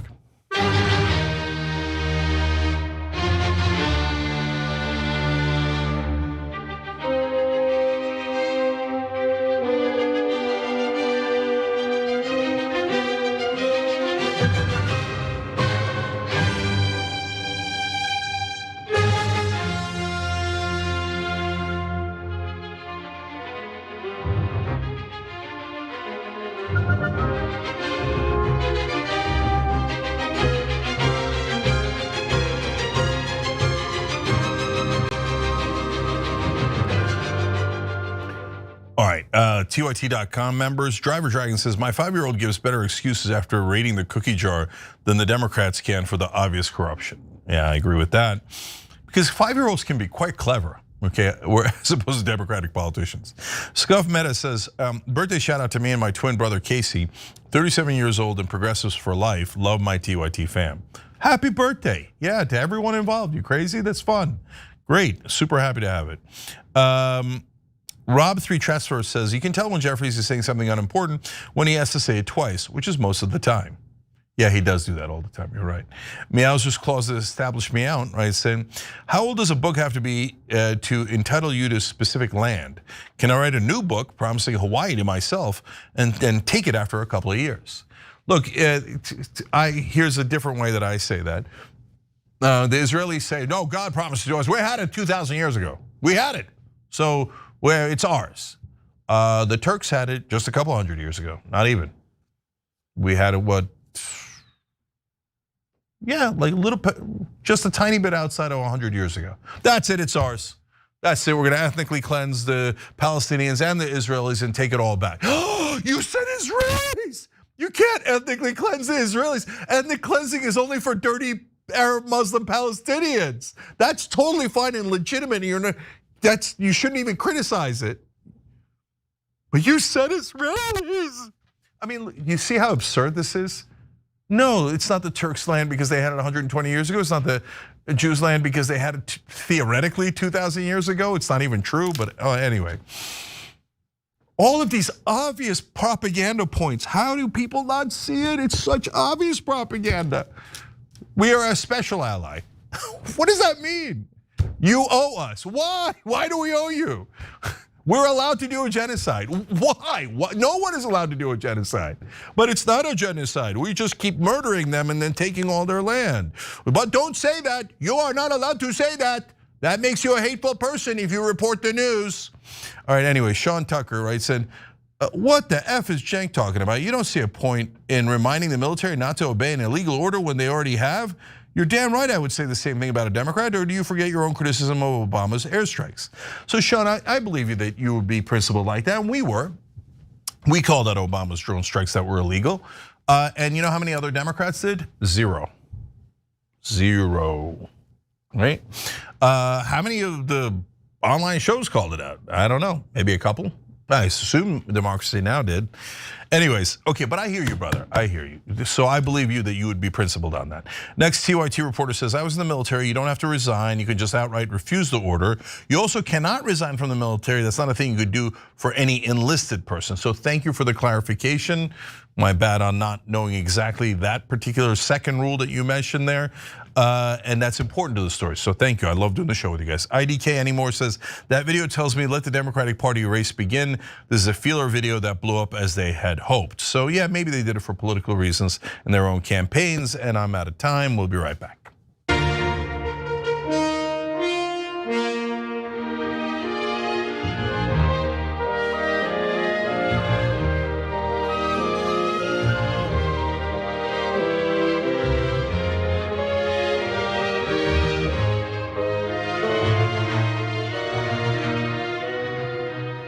All right, back on TYT, Cenk and Sharon with you guys. Sharon, what's next? I spy, Cenk. Ambassador Mike Huckabee had a meeting with Jonathan Pollard, a former US citizen who was convicted and spent 3 decades in jail for selling state secrets to Israel. Did the White House know that that meeting was going to happen? Does the administration condone it? The White House was not aware of that meeting, but the president stands by our ambassador Mike Huckabee. Okay, so according to the White House press secretary, Caroline Leavitt there, President Donald Trump is standing by his ambassador to Israel, Mike Huckabee. That is despite the fact that Huckabee met with an American who was convicted of serving as a spy for Israel. And that meeting took place without Trump's approval. Your 2 cents on this one, Cenk. This is as bad as it gets. We're now literally talking to traitors, actual traitors who betrayed America. Jonathan Pollard is gonna rub it in our face in a minute, as you're gonna see. We invite him to the US Embassy. That's hallowed ground that he's stepping on as a frickin' traitor. And what's most amazing, Sharon, is they do this behind Trump's back. Why did they not tell Trump? That is super weird. So we got to talk about that as well. But first, find out the absolutely outrageous facts of this story. We'll begin with Jonathan Pollard. Once served as an American naval intelligence analyst. He was arrested in 1985 for stealing American classified documents and giving them to Israel. Then Secretary of Defense Caspar Weinberger wrote that Pollard had handed over so many documents that they could fill a space 6 feet by 6 feet by 10 feet. Pollard sentenced to life in prison. That was in 1987. Israel's government granted him Israeli citizenship while he was detained. And during the 3 decades of Pollard's sentence, right-wing Israelis worked hard to get him out of prison. 2015, Pollard was released on parole. 2020, he moved to Israel. Benjamin Netanyahu, prime minister at the time, gave him a hero's welcome. It seemed that Pollard has not changed much during his time in prison. Pollard said he did not regret spying for Israel, claiming the US had cut Israel out of intelligence sharing, and he castigated Trump, calling him a madman who has literally sold us down the drain for Saudi gold. As for his thoughts on the current state of Israel and Palestine, in an interview with the Jerusalem Post in August, he advocated for annexing Gaza and repopulating the territory with Israeli settlers.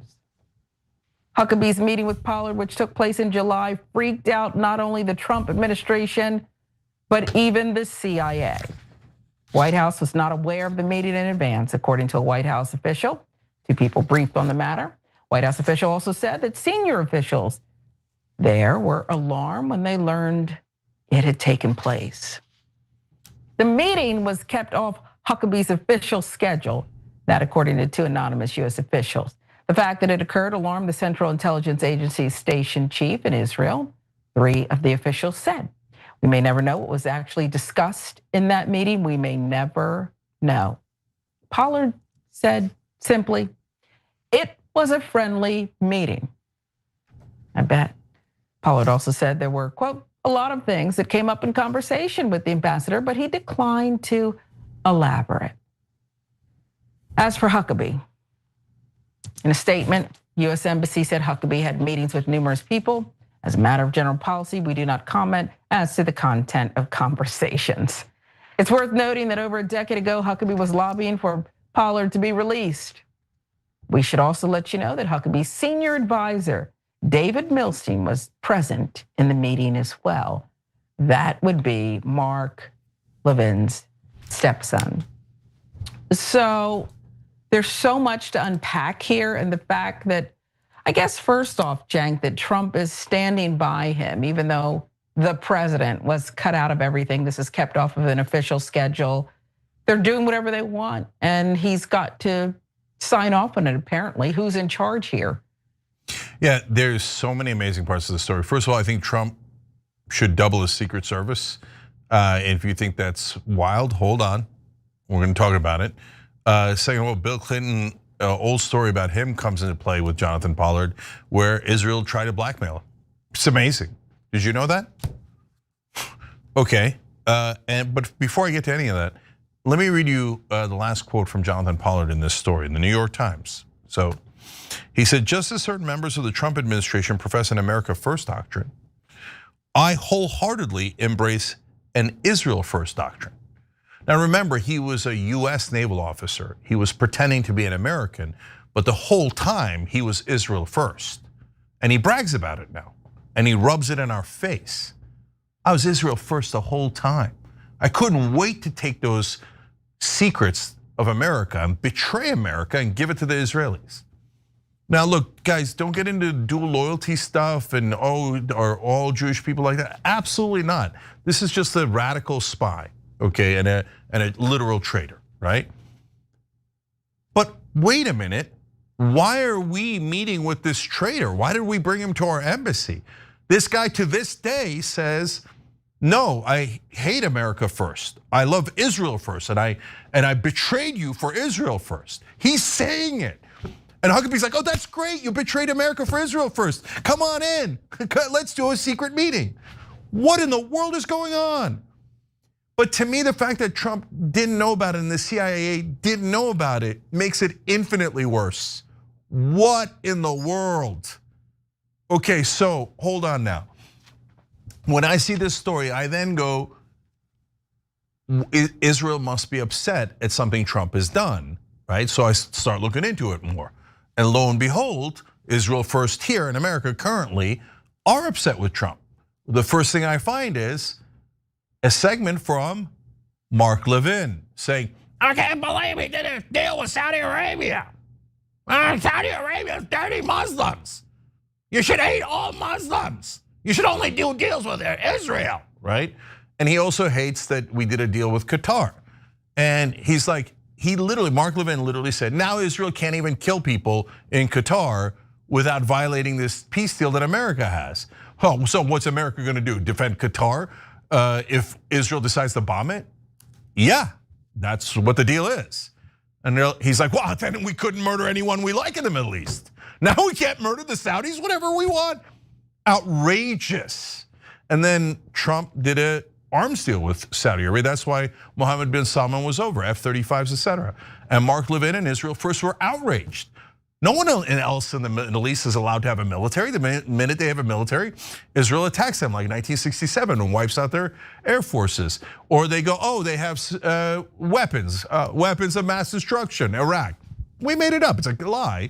And give it to the Americans. The Americans work for us anyway. They go, weapons of mass destruction, and they attack Iraq. That was Israel's #1 enemy. Now with Iran, oh, they could get, any second now they're gonna get nuclear weapons. Come on, America, bomb Iran for us, right?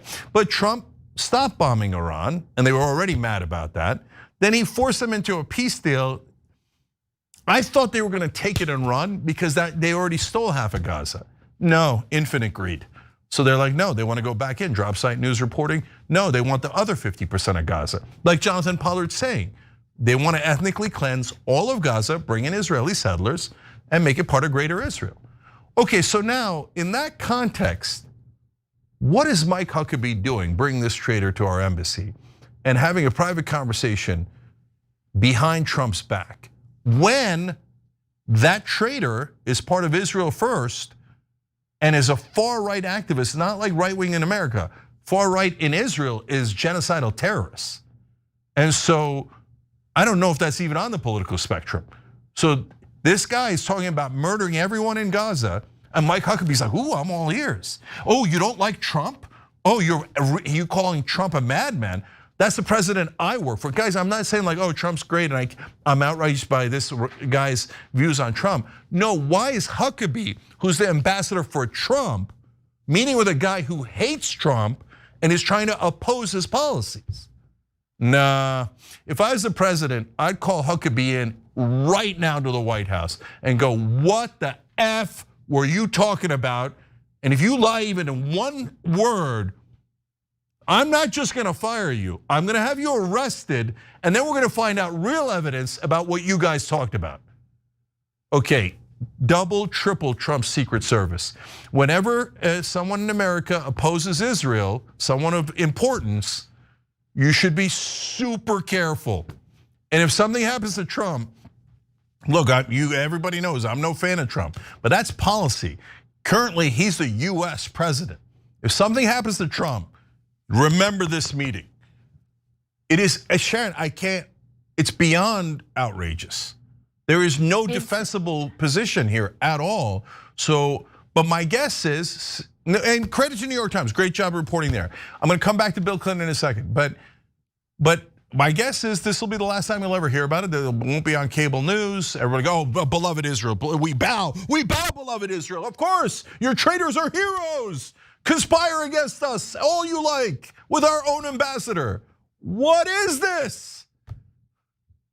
Yeah, it's all of that. Plus, and maybe this is the petty part that Pollard is kind of like taunting us. I mean, this is so brazen, so center stage. This is meant to be, I know it was left off the calendar, but it's like Israel, Pollard, Huckabee, they don't mind. They actually don't mind doing this in such a high profile way, regardless of whether the mainstream media, other than the Times, is writing about it. It's scary. Yeah. No, all right, last couple of things here, guys.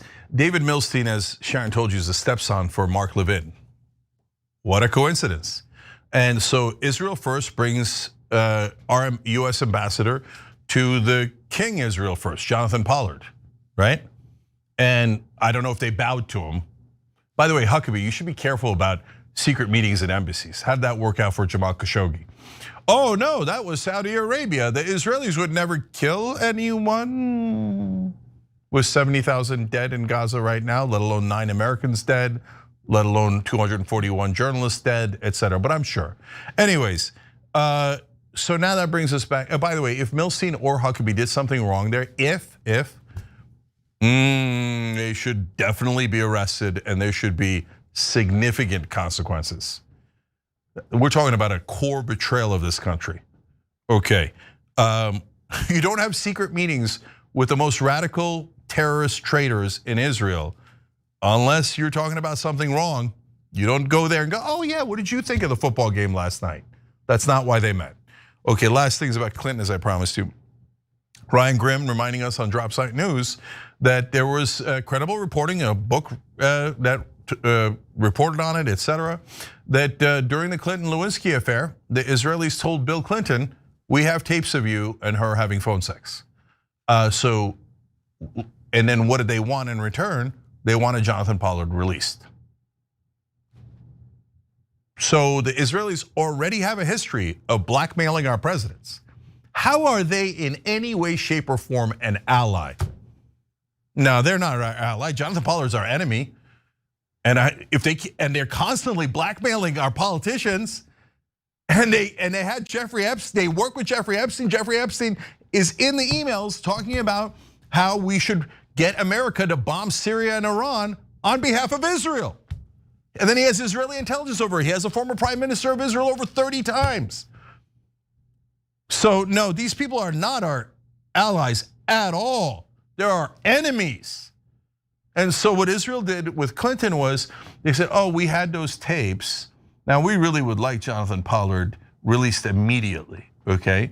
And so Clinton was gonna do it. He goes to the CIA director, George Tenet, and George Tenet, to his credit, which I didn't know, said, if you do it, I'll resign right now and I'll tell everyone.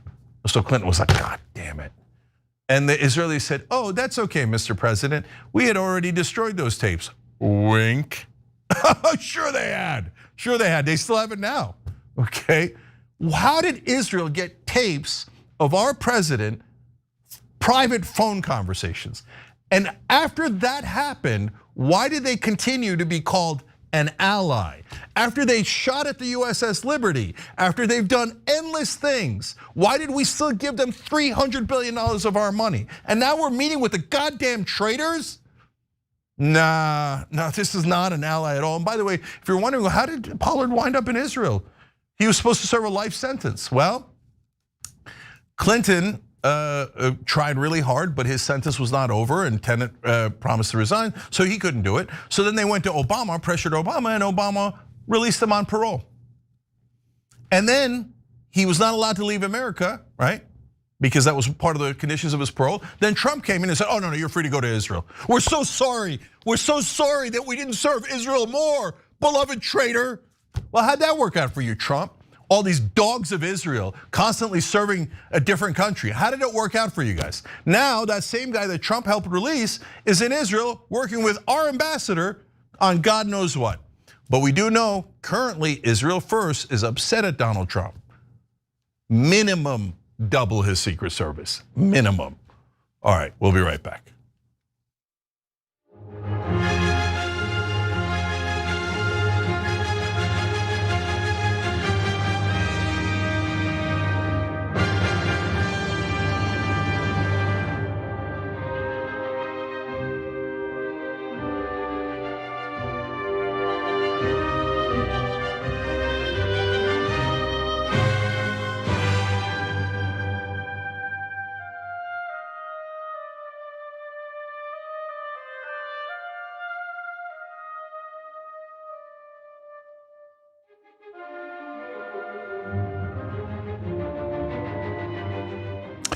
All right, so let's go to Super Chat. SidLife365 says, TYT is the best. Anna, I love you, sister.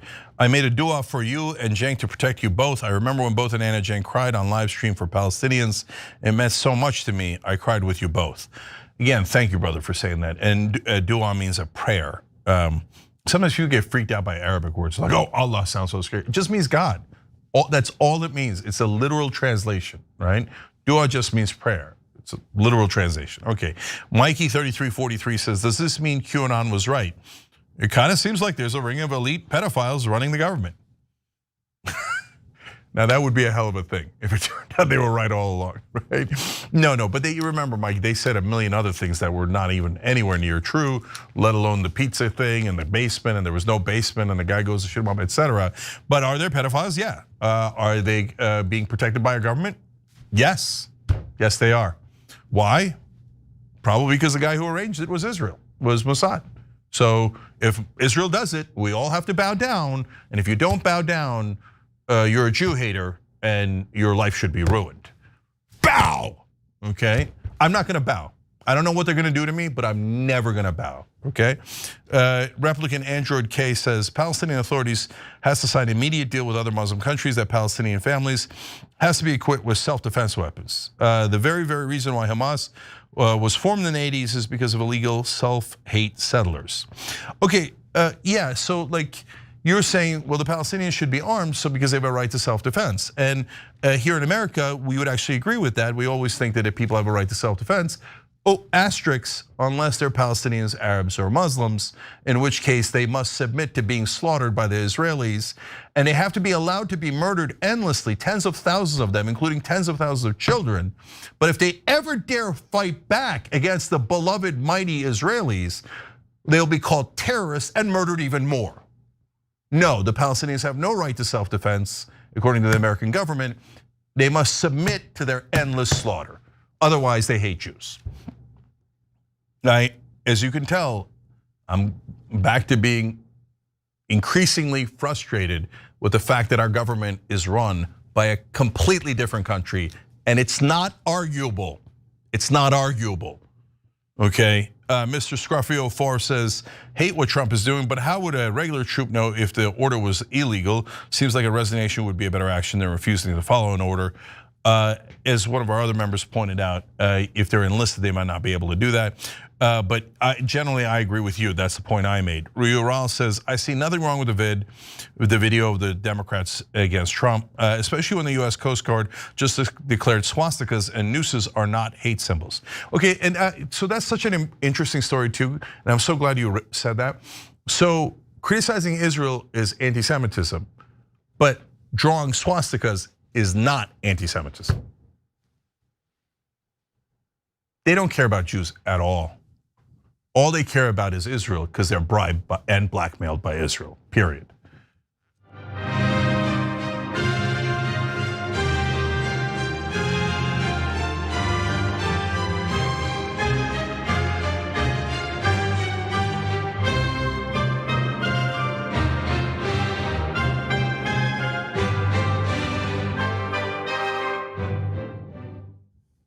All right, back on TYT, Cenk is sharing with you guys one more quick story. Alex Jones. I was called a traitor by a man that I fought for 6 years for. I've never owed him anything, but I fought for him for the policies and for America first.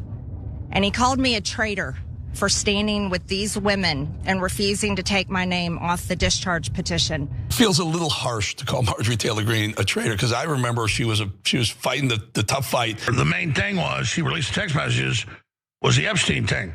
So he now agrees with her, but she's a traitor. Well, he just made himself a traitor. Heating up, MAGA civil war continues. More and more MAGA loyalists, including Eric Bolling, Alex Jones, they're coming out against the president due to his attacks on Marjorie Taylor Greene, Thomas Massie, and of course, Rand Paul. Cenk, before we get into the particulars of this, your 2 cents?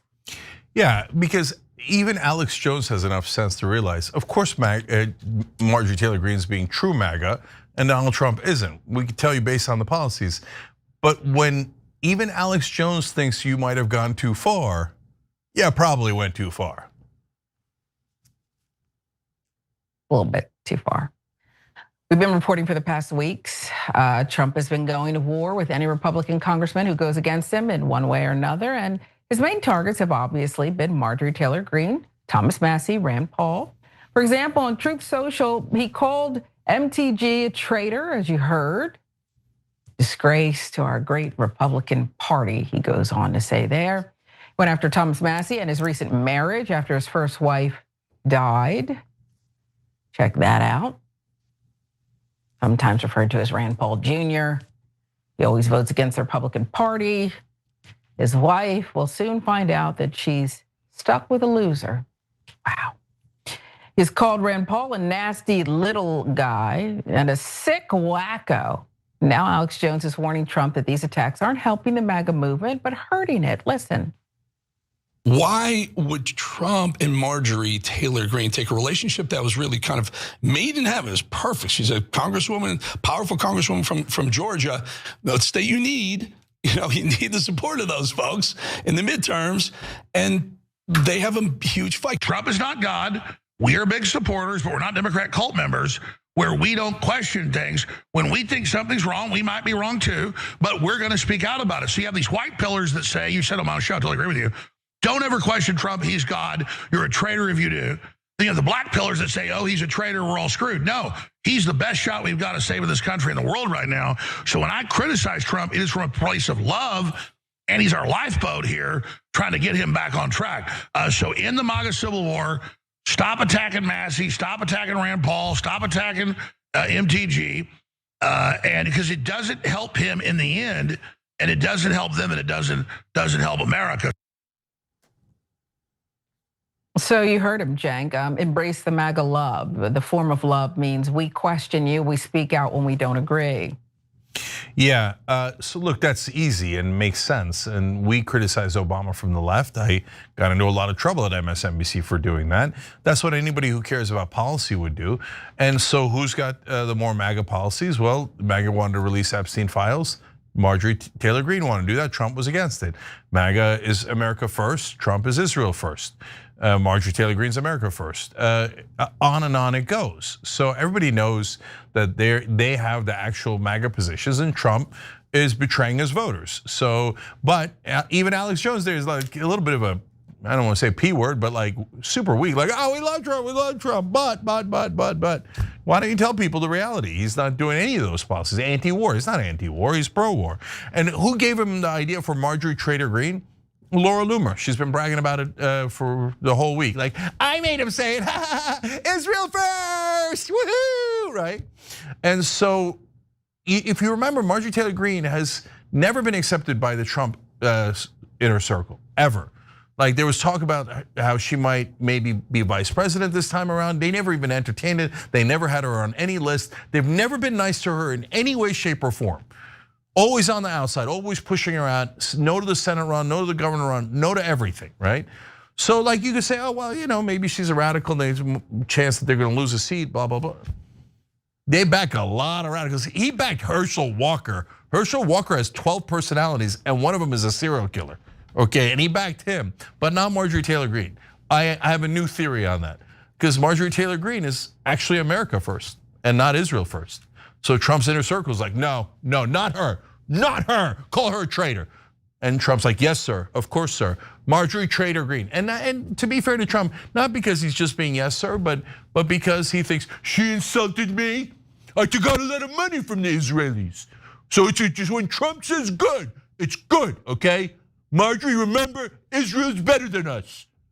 I already decided it because I got the money, okay? And Marjorie Taylor Greene's like, no, Israel's not better than us. That's it, she's out. She's a traitor. It's gonna get much worse. Eventually, the Alex Jones and the Eric Bollings are gonna realize that Donald Trump, or by the way, Trump can turn around. These days, Israel's mad at him because he didn't follow their orders completely. He only followed them 98%. So he might accidentally get back on the right track if Israel starts attacking him.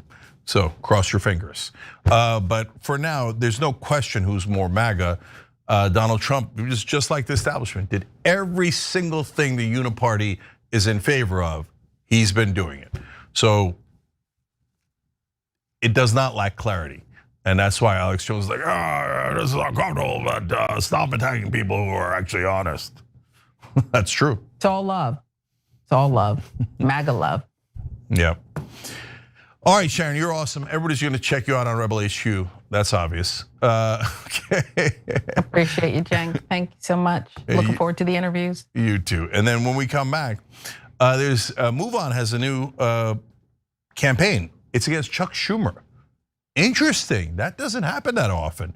They're doing a little bit of a revolt. Well, let's go check it out on The Revolution. We'll be right back.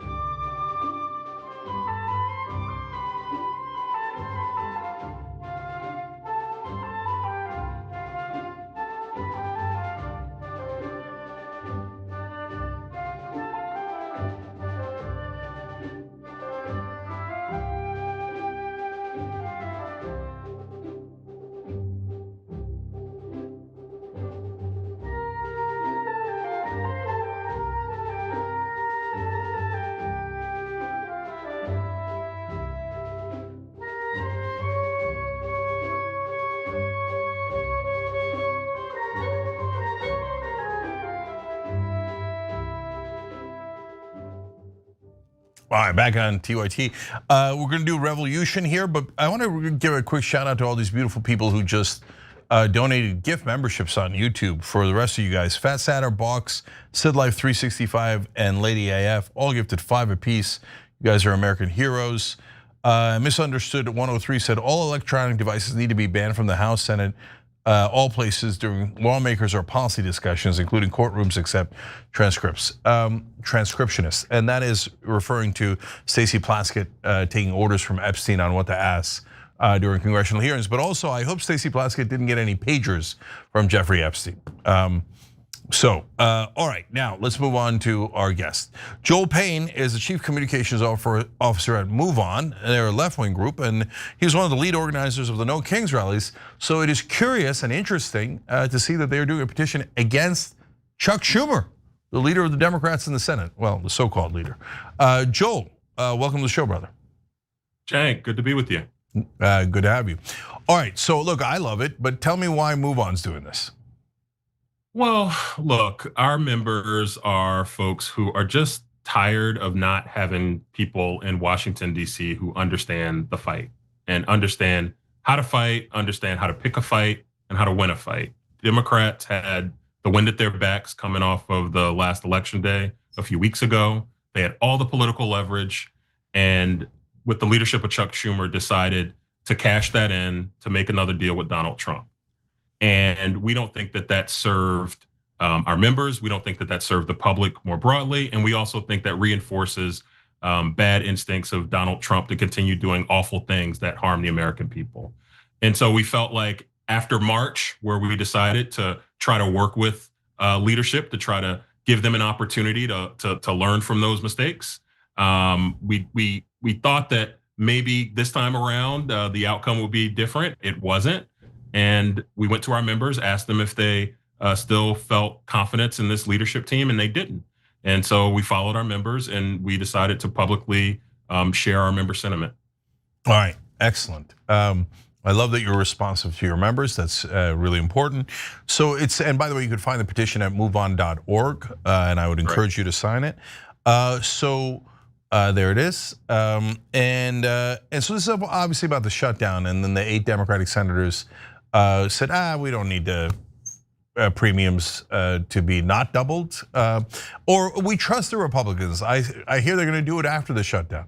By the way, we're after the shutdown. I haven't seen any legislation yet. So, okay, Joel, let's try to break down why this happened, right? So obviously, look at all your members, look at all our members. It's not hidden at all. Like, everybody is enraged. We see the 28% approval for the Democratic Party. Everybody wants them to fight. I've been asking them to fight for 20 straight years. And so, okay, before though, we were in the minority. Everybody said, oh, Cenk, no, be civil, be civil. You guys fight too much, right? Beloved Democratic leadership knows everything, right? So now though, the curtain's been lifted, everybody knows that they don't. So why in the world did they do this? Why did they even do this deal to get the government opened back up? What do you think the motivation was for those 8 Democratic senators? Cenk, I don't know if it's a good idea for us to try to psychoanalyze the folks who are in leadership right now. I think that's a dark alley that neither of us want to walk down. Look, my sense is that these are folks, and look, I used to work in the Senate. I worked for Senator Harry Reid earlier in my career, did that for the first 2 years of President Obama's term. I understand the mentality. I understand the responsibility that you feel and the desire to use the institution to do good. Unfortunately, we are not in a moment where there's a president on the other side who is a rational actor and who is somebody who you can trust and you can take their word to the bank. I think that actually these Democrats didn't want to make it, they never wanted to fight. They had to be pushed into the fight by groups like ours, groups like Indivisible, others outside of Washington, D.C., who saw the opportunity to make healthcare the issue. They got pushed into that fight. And when they were in the fight, they actually didn't know how to read the scoreboard. And so honestly, I think that this was a fight they never wanted to get in. This was a fight they couldn't read the score on. And then when it got to a moment where they had maximum political leverage, they could not figure out how to actually use that leverage for a sustainable victory for the people. And I guess I would just say one other thing. You talked about the 8 who voted the wrong way a couple of weeks ago. We all know that was a proxy vote, right, Cenk? Like, yeah. That was really a stand-in for probably like another dozen or so in that caucus.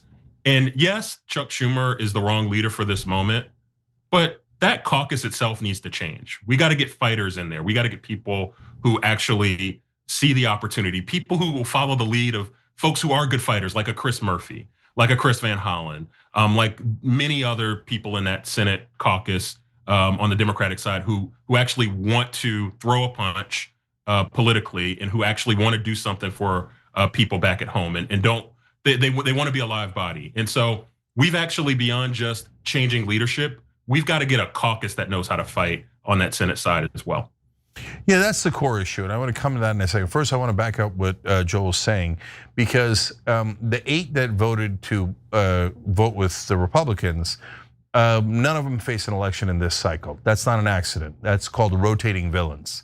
And so they do that whenever they need the votes, but that means they told the caucus, the rest of the caucus, before they did it. So it's not like the caucus didn't know.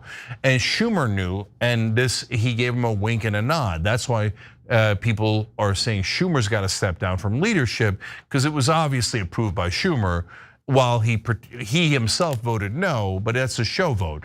We've been around politics long enough to know these things, and it's obvious. And Schumer's barely denying it, really. And so now, having said that, let's go to the core issue. We've got to analyze it, Joel. Why are they so weak? I mean, I have a theory on it, but I'm curious what your theory is. Because how do you get an entire caucus of nearly 50 senators? And it's like, and when they had more than 50, they were still this weak. They're weak in the majority, they're weak in the minority, they're just the weakest people in the country. How do we get a party filled with these weaklings? Yeah, and by the way, I want to add, I mentioned a couple of those folks in that caucus who want to fight. There are Democrats in office who get the moment and understand the opportunity to use political leverage and political power right now. They're just not empowered. And I think the work of outfits like yours, outfits like ours, other entities that are doing this work is to centralize political power behind the people who are going to fight and who are going to deliver results for folks like us who care. So I guess that's one.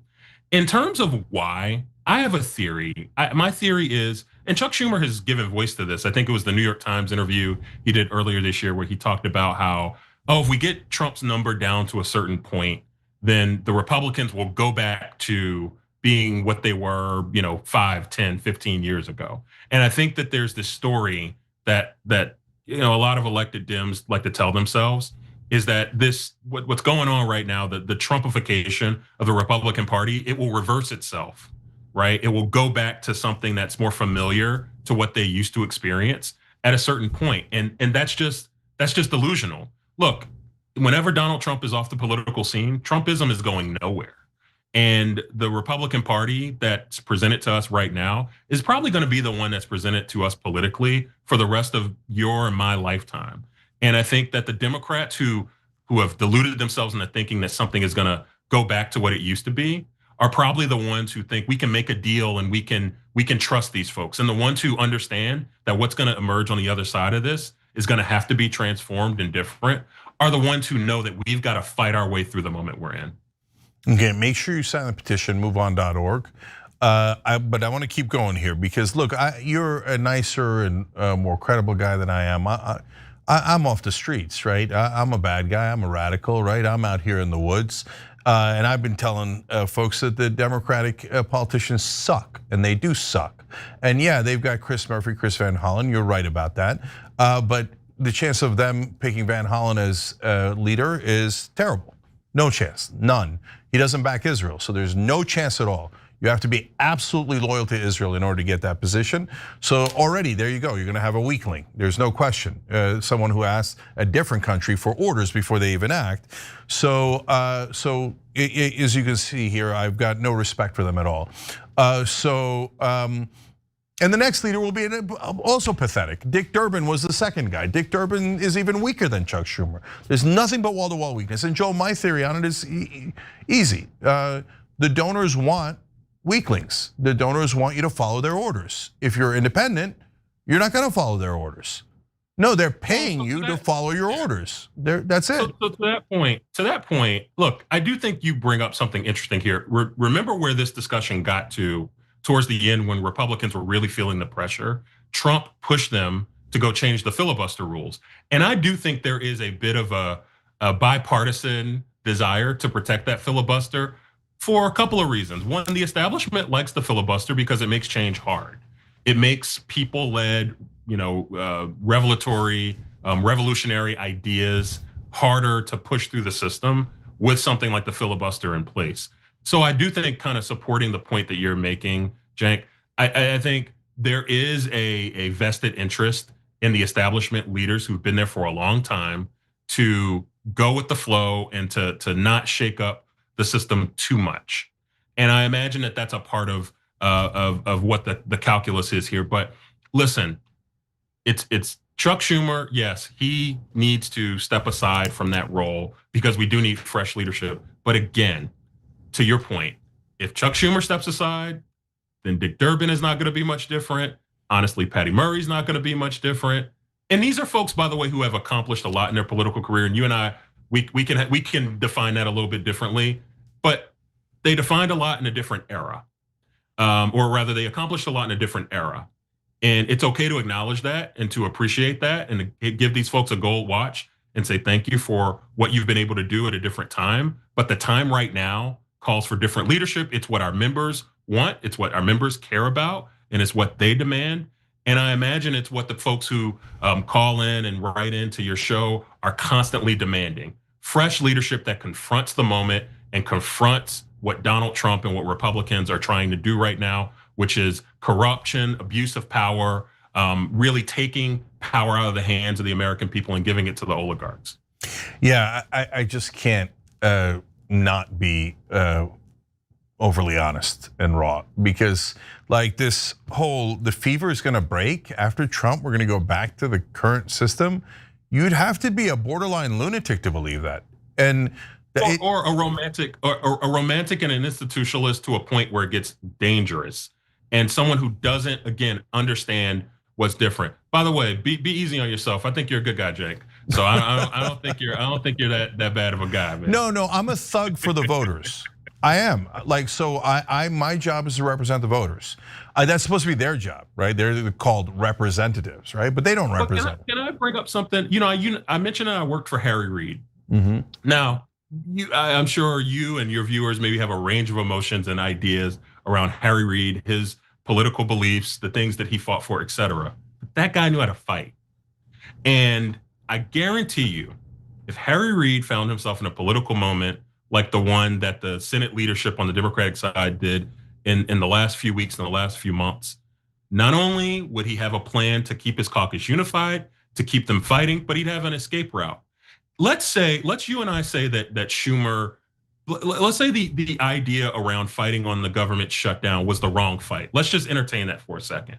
It is the responsibility of leadership to organize your coalition, to organize your base, to help them understand why you think that's a bad idea, to go sell them on why that's a bad idea, and to go redirect that towards another fight, another way that you're going to use leverage to stop Donald Trump and stop Republicans. Neither of those things happen. The reason why it's a failure of leadership for what Schumer failed to do a few weeks ago, it's one, if you didn't keep your caucus unified, that's a failure of leadership. Two, if you secretly organized your moderates to go and do this thing that was with permission but without attribution, you also failed at leadership. So across the board, it is a leadership fail. And with respect, it's time for that thinking, that type of democratic orthodoxy to step to the side. Yeah, so look, you can't argue with what Joel's saying. Maybe you could argue with what I'm saying, but you can't argue with what Joel's saying. So moveon.org. But I will argue a little bit with what you're saying, though, Joel. So I will, because I'm in the woods. So Harry Reid, not at all strong. It drives me crazy when people say that. But he had strategy. I could see the strategy, and I could see him implement the strategy. What's stunning to me is that Schumer oftentimes has no strategy at all. I've never seen anything like it. I know for a fact that when they were trying to end the filibuster, to your point, and they needed Joe Manchin to vote with them, somebody asked Schumer, so what did you tell Manchin? And he said, I didn't talk to Manchin. I was hoping he did the right thing. Oh, come on. I mean, it's not bad leadership, it's no leadership. So the fact that he has to go is inarguable. But last couple of things here, Joel. Look, I have contacts with good populists like Ro Khanna and others that are fighting a good fight, right? I don't have any contacts with these useless senators. And I mean, they want to go back to the system. The system sucks. So their route is wrong, their goal is wrong, everything they have is wrong. Anyways, but you guys, I assume, have more contact.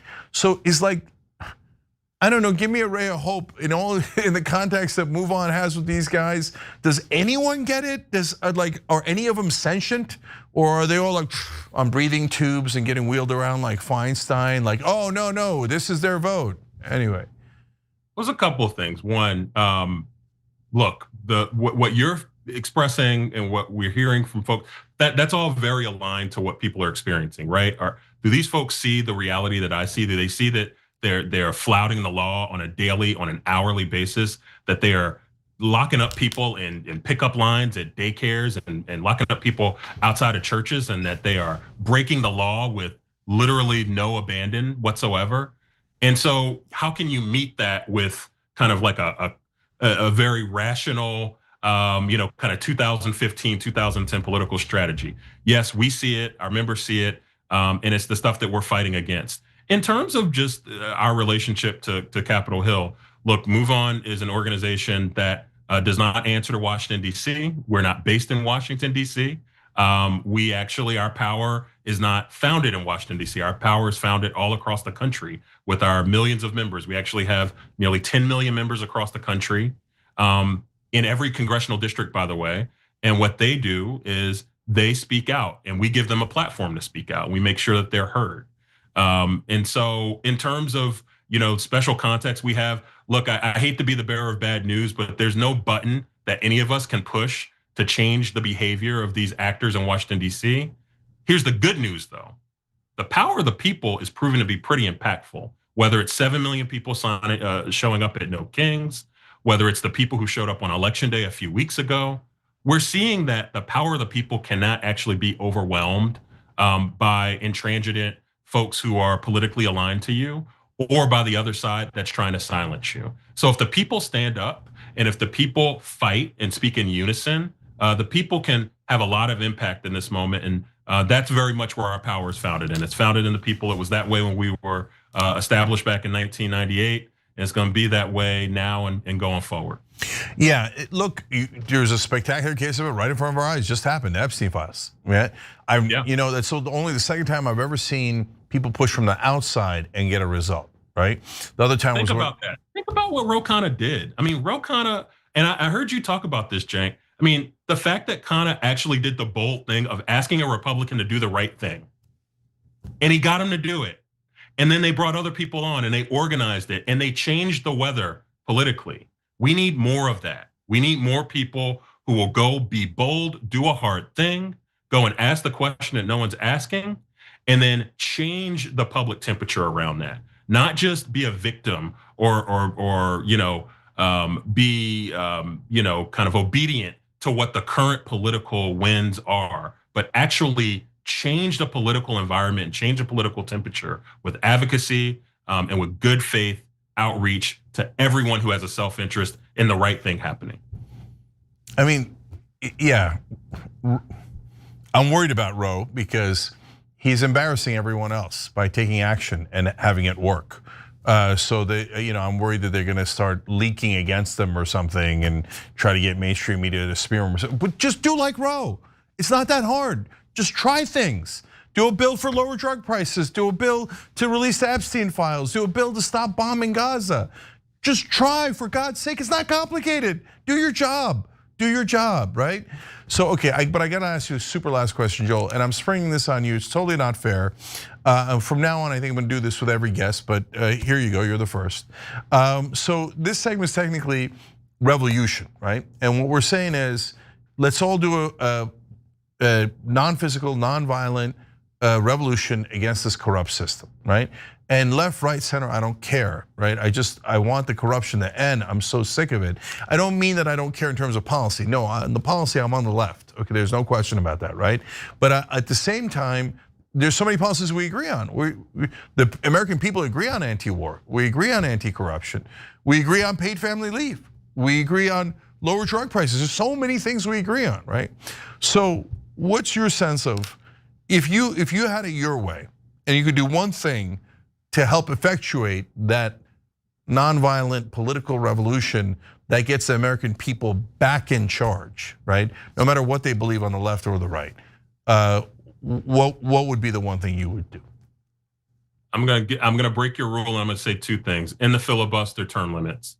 Those are two things, and I say this as someone, again, who I respect the institutions. I come from the institutions. I'm a product of it. Those are things that you need to have levers in the system that force new ideas and new people in. And you also need to take away the things within the system that are preventing the will of the people from being reflected. The reason why people think democracy sucks and that they think that the system sucks is because they've experienced it as sucking and is falling short for them. And the reason why that's the case is because you have things like the filibuster in place to stop revolutionary change from happening when people demand for it. When people go and vote for Barack Obama and he's only able to do but so much because of those levers in place, or when people go vote for Joe Biden and he's only able to do so much because of those levers in place, that kind of creates a disconnect from the folks thinking that my vote actually has real impact. We've got to take those things away. We've got to lower the barrier of entry for people to vote and for people to feel like their voice is going to be heard when they speak in unison. So term limits, get rid of the filibuster. Okay, I like that you were a rebel and ignored my rule. I actually am in favor of that. Okay, so look, term limits used to be a right-wing thing, but now who cares right-wing, left-wing? Like I had a conservative on yesterday, same program, right? And he's a veteran, and he's trying to make sure that we prevent wars by making sure that the states can block the National Guard from getting deployed without Congress authorizing war, right? Congress has to authorize it. So, and we talked about it, I'm like, that's like a hippie position, right? Like Ben Cohen would agree with you from Ben and Jerry's. And he's like, yeah. He's like, we're the new hippies now. So like, Jank, some people would say Donald Trump got elected because the American people thought he was someone who did not want to drive us into stupid wars. And he's just like on a lot of other issues being proved to be a charlatan on that. Yeah, totally. And a lot of the right wing now sees that, right? And they see him becoming just like the establishment. And that's because he was a fake populist. But all of this is connected by the filibuster. So the part of the reason that those 8 caved and the caucus caved is because they wanted to protect the filibuster, as Joel pointed out earlier. Why do they want to protect the filibuster so badly? Because then you don't have an excuse. Paid family leave's at 84%. So when the Democrats are in charge, they would have to pass paid family leave. But their corporate donors don't want them to pass paid family leave.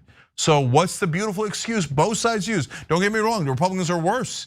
They won't even consider paid family leave. I was gonna say, just you know who the people who are more afraid of the filibuster going away than the Democrats in power? It's the Republicans. Yes. Because guess what? They have their crazy president who keeps telling them to do things that they know are unpopular, that they're gonna be forced to actually do. They can't just stand behind and say, well, the filibuster doesn't allow us to do it. And they're actually gonna be forced to confront the unpopularity of all of their ideas. And it's like there's fear of true will of the people being reflected in the system. No, that's 100% right. And you know how they always cave into Trump, right? On the filibuster, they're like, no, Mr. President, that one you don't understand. We cannot do that one. We definitely, and they were all like animated, we cannot do that one. Why? Because Trump's only around for 3 more years. Their corporate donors are around forever. And so those donors say, do not take away the filibuster. It is our greatest weapon to prevent all progress. And so that's why you're absolutely right about the filibuster. And Republicans, what happened now? I thought you said the filibuster, that you guys were gonna be tough guys and pass everything, but even for their agenda, they won't do it. They won't do it. So there seems like there is one thing that both party establishments agree on is as long as we can prevent things from happening faster than we can control, we can deal with some of the fallout that is a byproduct of that. And that's got to change. And groups like ours are, yes, we're going to hold Republicans to account for the things that they're saying. We're also going to hold Democrats to account for that as well. That's what our members expect, and that's what we're going to deliver. I love it. Okay, let's hold them all to account. I mean, look, to your point, and on optimism, imagine if we had a Ro Khanna-like leader in the Senate. Imagine what kind of a difference it could make. And maybe Chris Murphy's that guy. Maybe Chris Van Hollen's that guy. I don't know. I mean, like right now, if you made me choose, I'd go, well, he's not running for president. It's not a 4-year term. Put in Bernie, see how he does. Okay, and so I know they're like, no, he actually wants change. He actually wants the Democratic policies. That would be terrible. Well, here's the frustrating part. As much as, and look, we hope people sign our petition. We have over 27,000 signatures that you showed earlier. We're hoping we get even more. And yes, we want more folks to sign this petition, and we want to raise the attention that Schumer needs to step aside. But here's the thing. We can't by vote get Chuck Schumer to step aside. I mean, we can use our voice and say he should, and we can use people power to say he should, but this is a clique. I mean, this is essentially 47 people getting together at a weekly lunch and deciding who their leader is. And so you've got to do a couple of things. You've got to make sure that all those folks understand what is not acceptable about the current leadership model. And then you actually have to change the demographics of some of those folks. You actually need to get new voices in there that understand and that see the world the way that you and I have been talking about in this conversation, Jay. Yep. All right, Joel Payne, Chief Communications Officer for Move On. The petition's at moveon.org, but we'll also put a link in the description box for it to get even easier for you guys. So just click on it. It's a good way of showing that you want new leadership and one that fights for you and represents you. Joel, thanks so much for coming on. Appreciate it. Appreciate it. Yeah. All right, guys. So I am going to do a bonus episode today, okay? And I promised you guys some stories earlier in the week. Totally forgot them. And I told you guys to remember that I was going to forget them. And if anyone remembers the topic, write in, and I'll do it. Otherwise, I'll make up new stories. I'm not making them up. They're just different stories. So either way, we'll have a fun bonus episode. Come on, see me there.